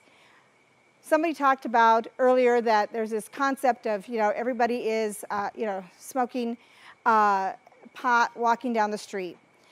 The concern I have is that every time I go to a conference, everybody thinks that there's this square of smoke that just permeates off of the state, and that's not true. You all know that. I know that. So I like to have these conversations so that I can clear up that there are actually rules and regulations that are, for the most part, being followed. And so that is what's really important. Now, the next thing that happened was then in 2012, November, you all voted 45 to 55, Amendment 64 passed. I watched that throughout that year, and I knew it was going to pass, and I knew it was coming to me to regulate. And we started looking at it and trying to figure out what we were going to do. Because the truth of the matter is, we were the first in the world. Colorado was. And people talk about, Amsterdam and Toronto. Well, they just had decriminalized possession and use. We had already done that a long time ago. There was no really legal way to cultivate or to basically distribute. And that's what we had to create. It was really pretty interesting. And the amendment itself held several things. One, it said that it was not lawful to consume openly or in public or in a way that endangers others. It also allowed for those 3 levels of businesses, and then added one more, testing laboratories. And that was a really key thing as well. The other thing it did is it allowed for every adult to grow 6 plants in their basement or their garage, and only 3 could be flowering, but they could do that. That was a constitutional right. So we also had some very aggressive timelines in the amendment itself. So remember, it was enacted November of, it was voted on November 2012. The amendment said we had to have rules up July 1 of 2013. We had to begin accepting applications in October of 2013, and we had to have businesses licensed on 1/1/14. So we essentially had about 13 months to go from nothing to a fully implemented system. One of the people that works for me tells me all the time that sleep is overrated, and I can tell you that was absolutely the case. So what we did is the governor appointed a group of us to look at this, and he, by executive order, set up a task force. And I was one of the co-chairs, and his legal counsel, Jack Finlaw, was the other. And we were required to convene a group of people to come and look at this and say, what are the issues that are going to be affected by the legalization of marijuana for recreational purposes, and what would be our recommendations for resolving those? So, no one had really talked about this. We were not getting any information from the federal government. We were getting nothing from the Department of Justice. And so what we did is we had to create our own guideposts. And our guideposts were these 3 things: keep it out of the hands of kids, keep it out of the hands of criminals, and keep it out of other states. And so what we did is we convened this group. We did a number of those things. We developed and drafted a report that was provided to the governor, the General Assembly, and the Attorney General. Then we started the whole statutory process at the legislature. And statutes were signed into law in May of that year, and then the rest is kind of history. But the reason I bring up those working groups is because that is how we have worked not only during that time, but for everything else. We have working groups that we bring together for a couple of purposes. One, when we have statutory changes, which we have every single year. This year we had, we had things like new operators that could, that could help run a business. We had transporter licenses. We had out-of-state investment dollars. We had, and someone brought up gummy bears. No more gummy bears, because we have a new statute now that says that edibles cannot be in the shape of people, animals, or fruit. And so when we have those kinds of things, we have to bring the group together. The band comes back together, and we start working through how are we going to implement those things. The reason that's a really good thing is because what we do is we get a lot of diverse viewpoints, and people talk, and we get comments. And then in the end, because the industry has been part of that whole process, we get a lot more voluntary compliance. Lewis, who is sitting back there, has called it negotiated rulemaking, and it's truly the way that it works out. Now, in the end, I, as the state licensing authority, make the decision as to which rules we're going to implement and which ones we're not, and what we're going to do and how we're going to change it. We were talking a great deal with a couple people about how much work goes into that, but that's really a key thing for us. The other thing we do is we look at if we have problems, which we did a couple of years ago with edibles, and we had a couple of tragedies that occurred that had some implication of edibles. And so what we did is we brought a group together again, and we really worked through those issues. And what we did is we were able to determine that each serving had to be only 10 milligrams of THC. An entire edible could only have 100 milligrams. And every single one of those servings, if there were multiple servings in a particular candy bar or cookie, had to be scored or somewhat demarked, so it was very easy to understand. Because the truth of the matter is we were seeing that a cookie, just a regular sized cookie, was 6 to 10 servings. Now, I don't know about you, but one cookie is not 6 to 10 servings to me. And so that was the problem, right? It was not intuitively obvious, and because of the way that edibles work, we couldn't, those folks could not really intuit how they were going to address their consumption. They would take a little bit, it didn't work so right away because it takes 2 to 4 hours, so they would take a little bit more. Well, by the time they were done with the whole cookie and they started feeling the effects, it was way too much. So we were able to do those kinds of things. Now, how we do that and the businesses that we regulate are, all over the map. We have larger businesses, we have smaller businesses, but essentially, as of about April 30th, we had, as of this month, we had 801 cultivations in medical, 242 products manufacturers, 531 centers, and 13 testing facilities. On the recreational side, we had 583 cultivations, 198 products manufacturers, 440 stores, and 15 testing labs. And those are really key things that we had to put in place as well. And that is, that group oversees and regulates all of those businesses. And it's a really interesting kind of regulation because it's not legal at the federal level. Now, when I say that, people think I'm talking about criminal actions and incarceration, and I'm not. What I'm talking about is there are things that we do every day in state government that we expect and accept that the federal government will do.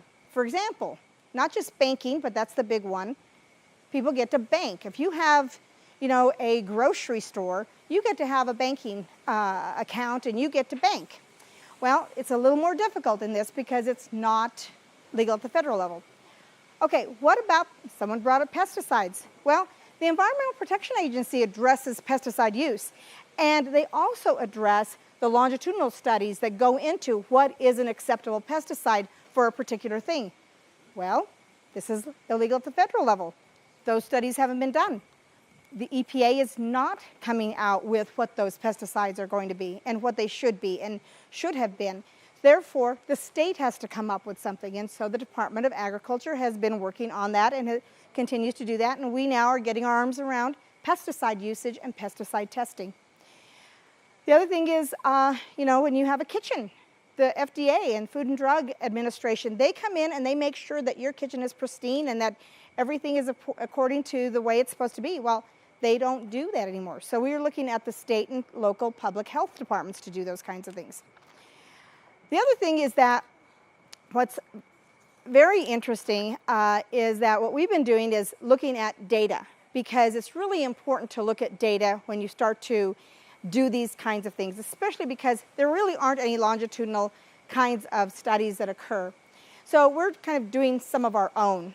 Now, not the effects on people, but the buying patterns of people, and maybe it'll go into your marketing, but those kinds of things. And I will tell you that what we are finding is that we started off with a very high concentration of individuals that consume marijuana through smoking on the medical side, and a lower number of edible usage on the medical side. And what we started to see was there was that was flip-flopped on the recreational side. People were not smoking as much, but they were using edibles a lot more. And I think that's one of the reasons that we started to see some of the problems that we were seeing with edibles. We, number one, had new users, new consumers. We had people that were coming in from out of state. And because you cannot consume, as the amendment says, openly or in public, there was really no place for them to consume. So what a lot of them were doing was buying an edible and consuming that. So what we found too was, because of that, there had to be a lot more education around that. And so the public health department got involved, and I think you've all seen some of those public service announcements of good to know and those kinds of things, and that's really an important thing. So one of the things that's, as I mentioned earlier, that this amendment did, Amendment 64 did, was to require testing and testing labs. Well, it was very difficult to have everything come up on day one, because it was like, get ready, set, go, and do that. And so you have to have testing labs before you have other things, and you have to have other things before you have testing labs. So what we had to do is do everything all at the same time. And so we started to roll out the regulatory regime and the regulatory scheme with regard to licensing and compliance, and then we started bringing along testing. And so what we've been able to do now is we have testing on board on the recreational side for potency. We have it for homogeneity, which means the same amount of THC and the same strength throughout that particular edible. We test for residual solvents, and we're also testing for microbials. Pesticides, there's still a lot of work going on that. We're beginning to get some folks beta tested, and we're continuing to work on that as well. However, we are actually doing testing on those, and as you all have probably heard in the news, there have been some kind of holds, that have happened, and we've put product on hold because it has tested hot for pesticides that are not allowable. What does this group do? We manage compliance, so we do all of the licensing work that has to happen, all the extensive criminal and financial background checks. We also then go out and do checks on a going forward basis. So things like making sure that these businesses are not selling to either someone who's underage or someone who doesn't have a medical marijuana card. Just the same way we do in bars and in restaurants to make sure that individuals who are under the age of 21 are not being served alcohol. And one of the ways that we do it, we also manage all of the product from seed to sale. And it's really a key thing. So if you'll go into a cultivation, you might have a small cultivation that has, a couple thousand plants, but you might go into a cultivation that has, 12,000 plants. So what we have to do is we have to manage and track that marijuana for each plant from seed to sale. And it's really a little plant. But what we do is we then do that through what's called our metric system. And so in the cultivations, they have to tag them, and it's done through RFID technology, so radio frequency. And it just follows, that RFID technology follows that plant until it becomes something that is actually sold to an individual. And that's how we can track to make sure that there isn't anything harmful in there, or that there isn't a harmful pesticide. that's being used. And we've actually done some recalls, and I think you've probably seen the news and heard about that all the way through. All of that takes money to do. And one of the things that we chose to do in this state was to go out and actually have a new tax placed on recreational products. And there is an excise tax, and so it's a 15% excise tax on the first sale of marijuana from the cultivation. It's a 10% additional sales tax, and there's a 2.9 regular sales tax, like when you buy a pair of shoes, there's a 2.9% sales tax at the state level. And the reason that that was so important was because we had to find ways to have the industry pay for itself and pay for its own regulatory requirements. So the 15% sales taxes really goes towards education. And the first 40 million of that goes to school construction. And we've had a number of schools that have had new roofs put on and their bathrooms redone and new playground equipment and things like that all over the state. So that first 40 million goes to that. If there's anything in addition to that first 40 from that 15% excise tax, it will then just go into the school fund. The 10% sales tax is then assessed at the sales level. 15% of that 10% goes to the local jurisdictions that have sales in their jurisdictions in order to address their regulatory needs as well. And the state keeps 85% of that. And I'll give you some numbers because I think it's really important that you know what it is and what it's used for. So at the state level, it's used for the regulatory oversight. It's used to fund the Marijuana Enforcement Division. It's used to fund drug recognition experts. It's used to fund dogs that take a look and smell marijuana in cars and things like that. So it's really that first bite of the apple goes towards regulatory oversight. After that, it goes to youth prevention and it goes to substance abuse prevention and treatment. And that's a really key thing because that is a cost that was always here pre-legalization. So it wasn't something that on 1/1/14 suddenly people became, started having issues with this. This is a cost that's always been there. And now we have actually a fund that will now take care of those things. And those are really important things that are done. Some interesting little tidbits. From 1/1/14 to date, we have collected $265 million. Now that sounds like a lot of money until you think about the fact that our state budget is about 26 billion a year. But still, it pays its own way, and that was really the important part of this. It's gone up each year. So the very first year, fiscal year 13-14, it was 19 million. The next year was 88 million, and then last fiscal year that ended in June of 2016, we had collected 141 million. So it is really paying its way from a regulatory perspective. Now, what I will tell you is this. I'm going to kind of finish up here, and I'm going to finish the way I finish every one of these presentations, and I kind of did this fast because I want to see if you all have some questions. I know we've been going kind of a long time. But, there are a lot of jokes that go on with this industry, and there are a lot of jokes that go on with this product. And I will tell you that we took this very, very seriously. And what we wanted to do was make this the best program that we could. We have gone and talked with people around the world. We have visited other countries.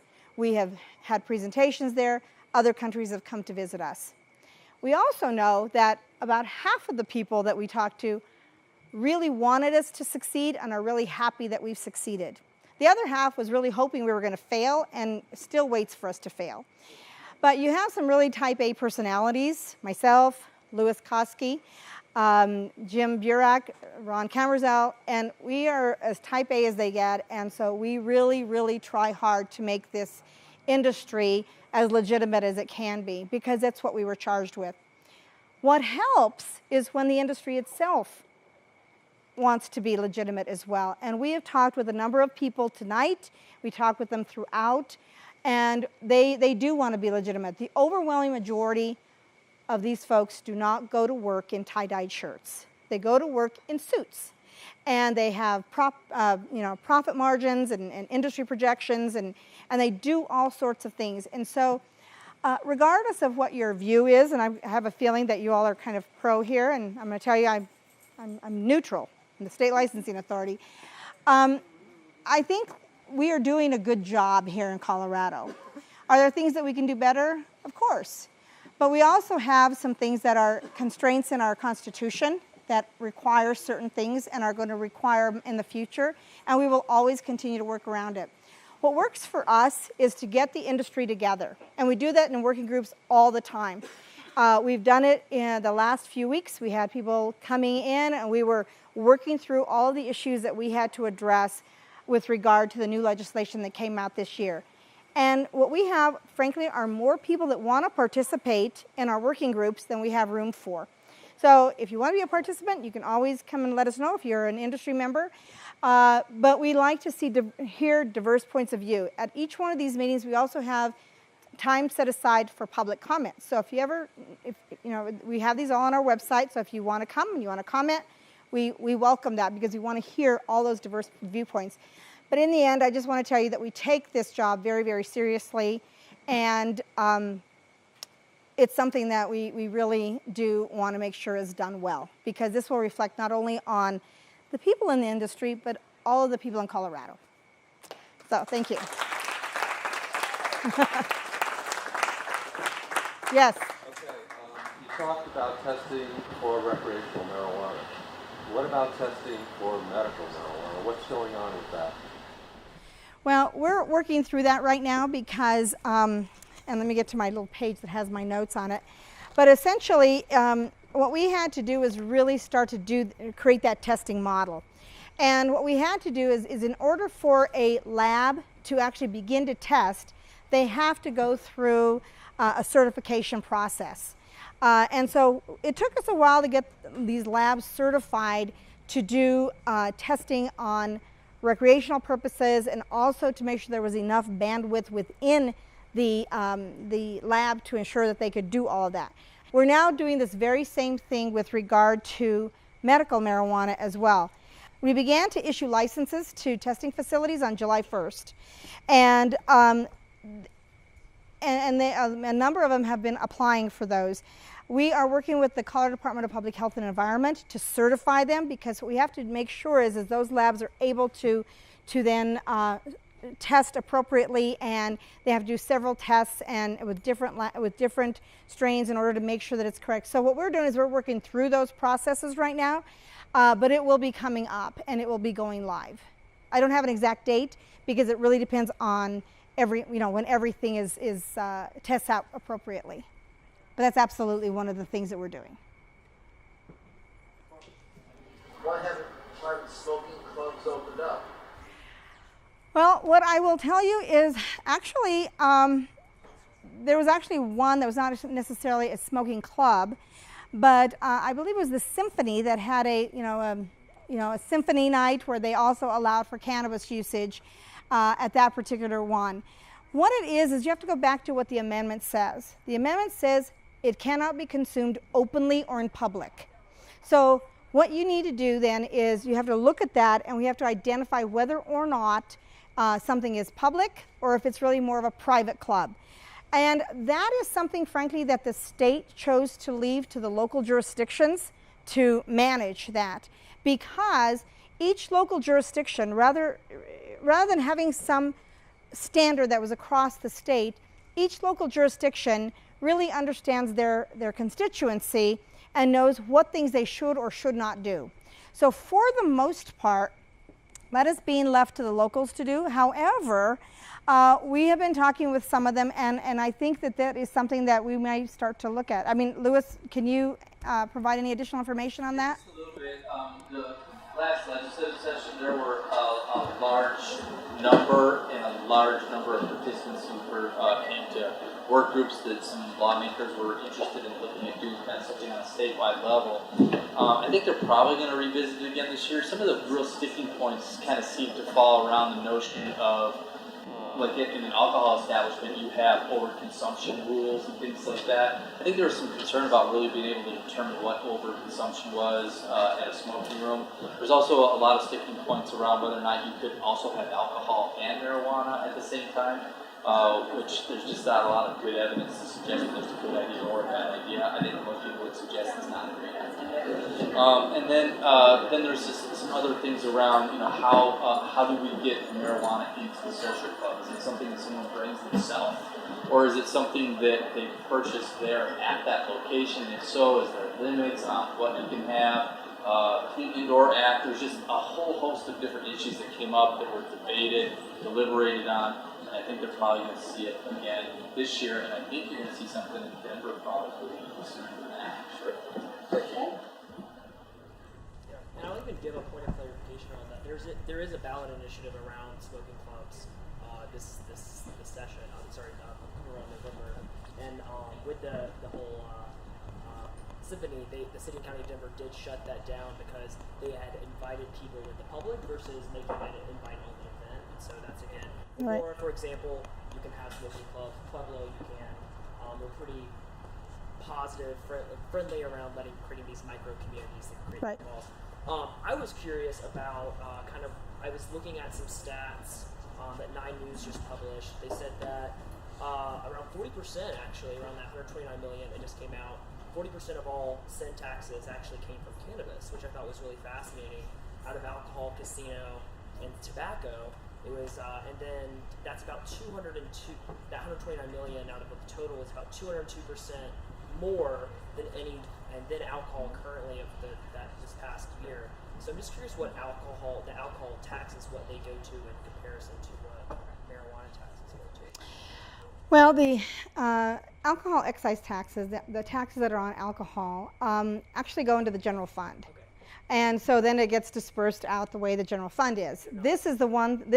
These taxes on marijuana use are actually earmarked for marijuana purposes, except for the excise tax, which is earmarked for school construction and other school uses. And the updates on those projects, are those is the burden of providing updates on that, is that to the state or to the school districts? It's actually done by the Department of Education, and so they really, we provide all of this to them, and then we provide them the money, and then they assess which projects they're going to do. Yes.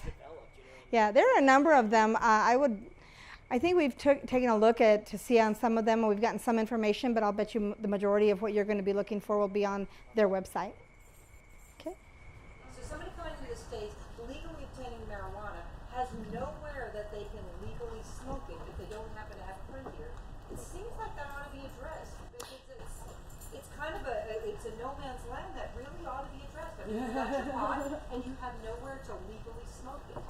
Is that discussion coming up? Because it really does seem like it needs to be addressed. Because it's forcing people into the edibles, which for novice users is not necessarily the best way to go.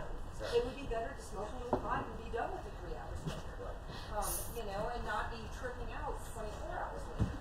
So, I mean, it really does seem like a safety thing almost. There should be a place for people who are coming to the state to get their legal, not federally, but statewide, it really does seem like that should be addressed. There should be a legal place for these folks to smoke this stuff. Okay, so a couple things. Number one, the amendment itself addressed that, and so we look to the amendment for as the supreme law, quite frankly, and statute cannot trump the amendment, and rule cannot trump statute or amendment. So when you look at the amendment, it's and that's one of the things that I brought up at the very beginning, and it's very clear, and it says that it cannot be consumed openly or in public or in a way that endangers others. That was very clear in that, and I didn't put the amendment together, but I think in talking to those drafters, it was because what they needed, we were the first in the world to do this, and so as a result, there were a lot of things that were placed in there. Now, having said that, that really comes into, what you really want to look at is the terminology that's there, openly or in public. So there is actually, I know one bed and breakfast, it's actually called a bud and breakfast, that actually allows for consumption on their premises. So Is it specifically, outlawed and eliminated and there's never ever going to be one? No, of course not. But businesses want to be really careful, I'm sure, as to whether or not they allow for this kind of consumption on their premises. Now, that gets back to what the gentleman was talking about, which is either a consumption room or some sort of a place where you go to consume and to smoke. And those are issues, as Lewis brought up, that have been getting addressed, and there's still a lot of questions, and so we are working through those with industry and with other lawmakers as well. Anybody else? Okay, well, thank you. Thank you guys very much. My name is Truman Bradley. In your programs, it says Marijuana Industry Group, and that is a trade association that I belong to, but I'm speaking to you tonight as a business owner, a license holder since early 2010. Love the industry group and spend a lot of time with them, but just speaking for myself here. So I own Southwest Alternative Care and Kaya Cannabis. It's a dispensary and grow company in Denver. We've got 2 grows one in Boulder, 1 in Denver, 2 dispensaries, both in Denver. Recently, I stepped aside from running that company to start a new company called Seed and Smith. It's going to be a vertically integrated infused products company as well as a wholesale brand. And I'm hoping to use some of the lessons I learned in the marketing talk tonight to really roll out a super high-end, super classy, really nice, clean company, and I'm really excited to do that. Tonight I'm here to talk about cannabis and the community, and I guess to kick it off, this industry wouldn't exist without the community. It's impossible to talk about cannabis as a business and as a movement without talking about the community. And that's because cannabis has enjoyed community support from day one.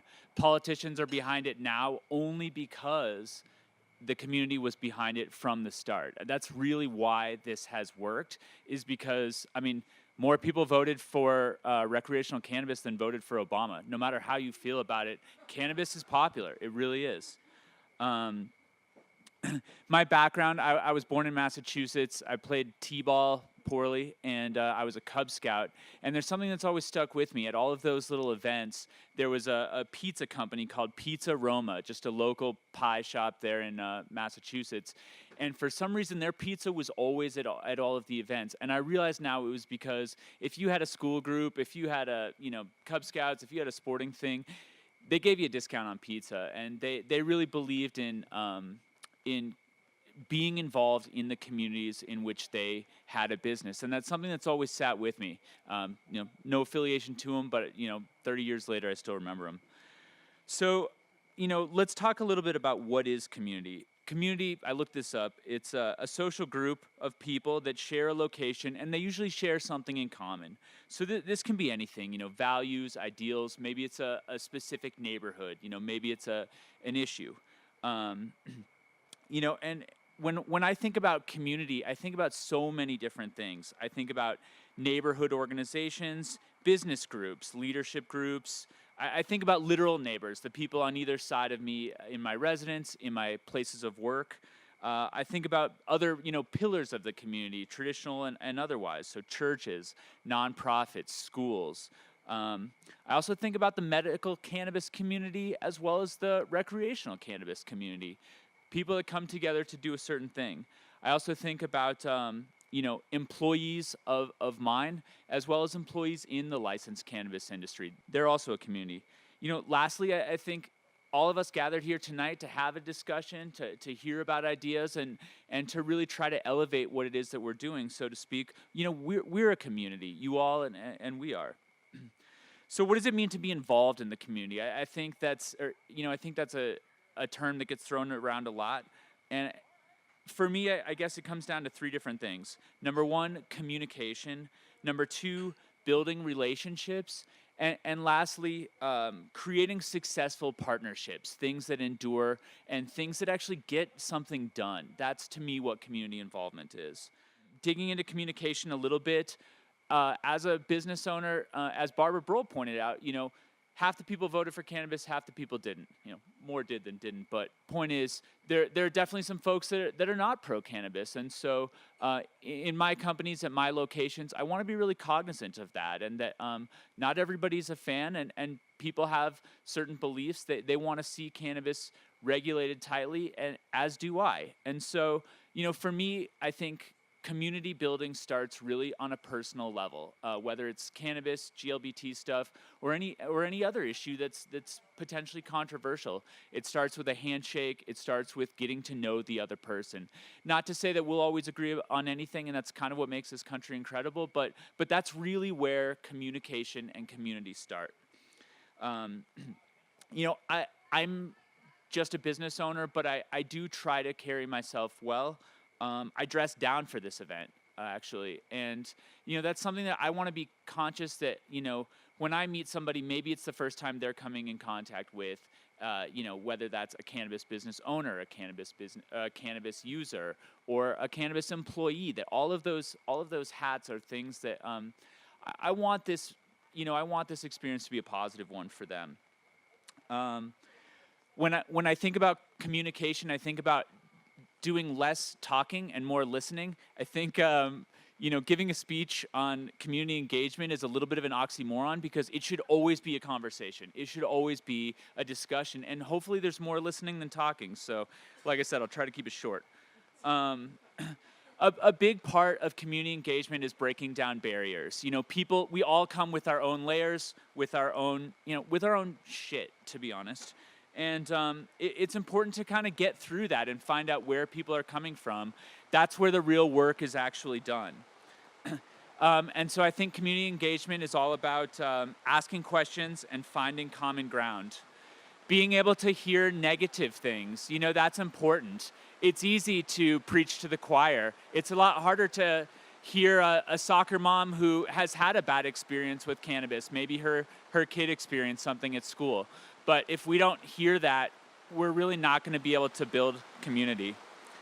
The last thing is forming true partnerships, creating these pathways for collaboration.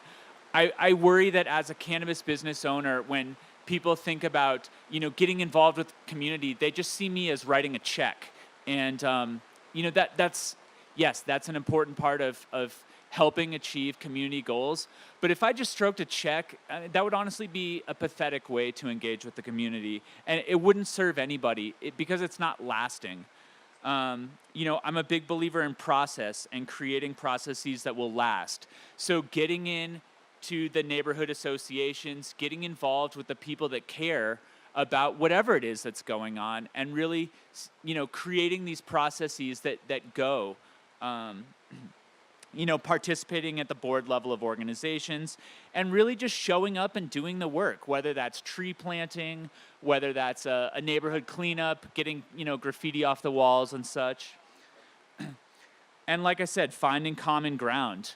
The community, wherever that community is, I can assure you that cannabis safety is near and dear to their heart, as it is to mine.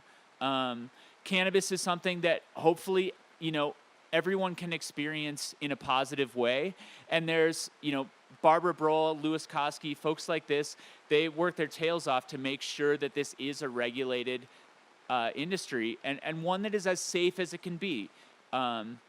And that's something that I take really seriously too. That's an area of common ground. No matter what your stance on cannabis is, we all want it to be done as safely as humanly possible. And certainly the business community is on board with that. Having vibrant retail areas. In the old days when I got started, it's not like I could open up next to a King Soopers. We had our storefronts where there were business owners that would accept us, where there were landowners that would accept us. And so we want those areas to be vibrant, safe, pedestrian areas. That's important. It's good for business, and it's good for safety. It's good for the community. I think the last thing that I would bring in is kind of an expanded view of community, and that's talking about sustainability. When people think about community engagement, they think more on kind of the small level. But as it's been pointed out tonight, we need sustainability in this industry. Replicating the sun is is a very energy costly thing to do. So we're not going to go from using a ton of energy to using no energy overnight. But there are some really, really smart people out there, and we need to move in that direction. That's something that's going to take a lot of work, but it's something that I know my company is committed to, and it's something we all need to do together. I think the last thing is that the cannabis industry can be a model for other businesses in that they can just do it the right way, be involved on the ground floor, meet the neighbors, have the hard conversations. Because cannabis is coming out of this negative, reefer madness, it's on us to, work extra hard to be a part of the community. And I like to think that we'll set some examples for other businesses outside of cannabis to say, you know what, maybe I could be doing it a little bit better. So there's lots there. I could talk all night about cannabis in the community. I feel that passionately about it, but you guys have been so patient, and I'm going to wrap it up there and take questions.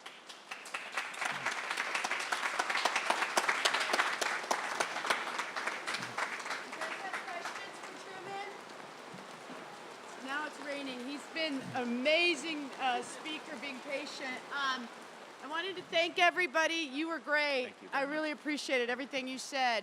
This event was far more successful than we expected. So thank you guys, and stay dry.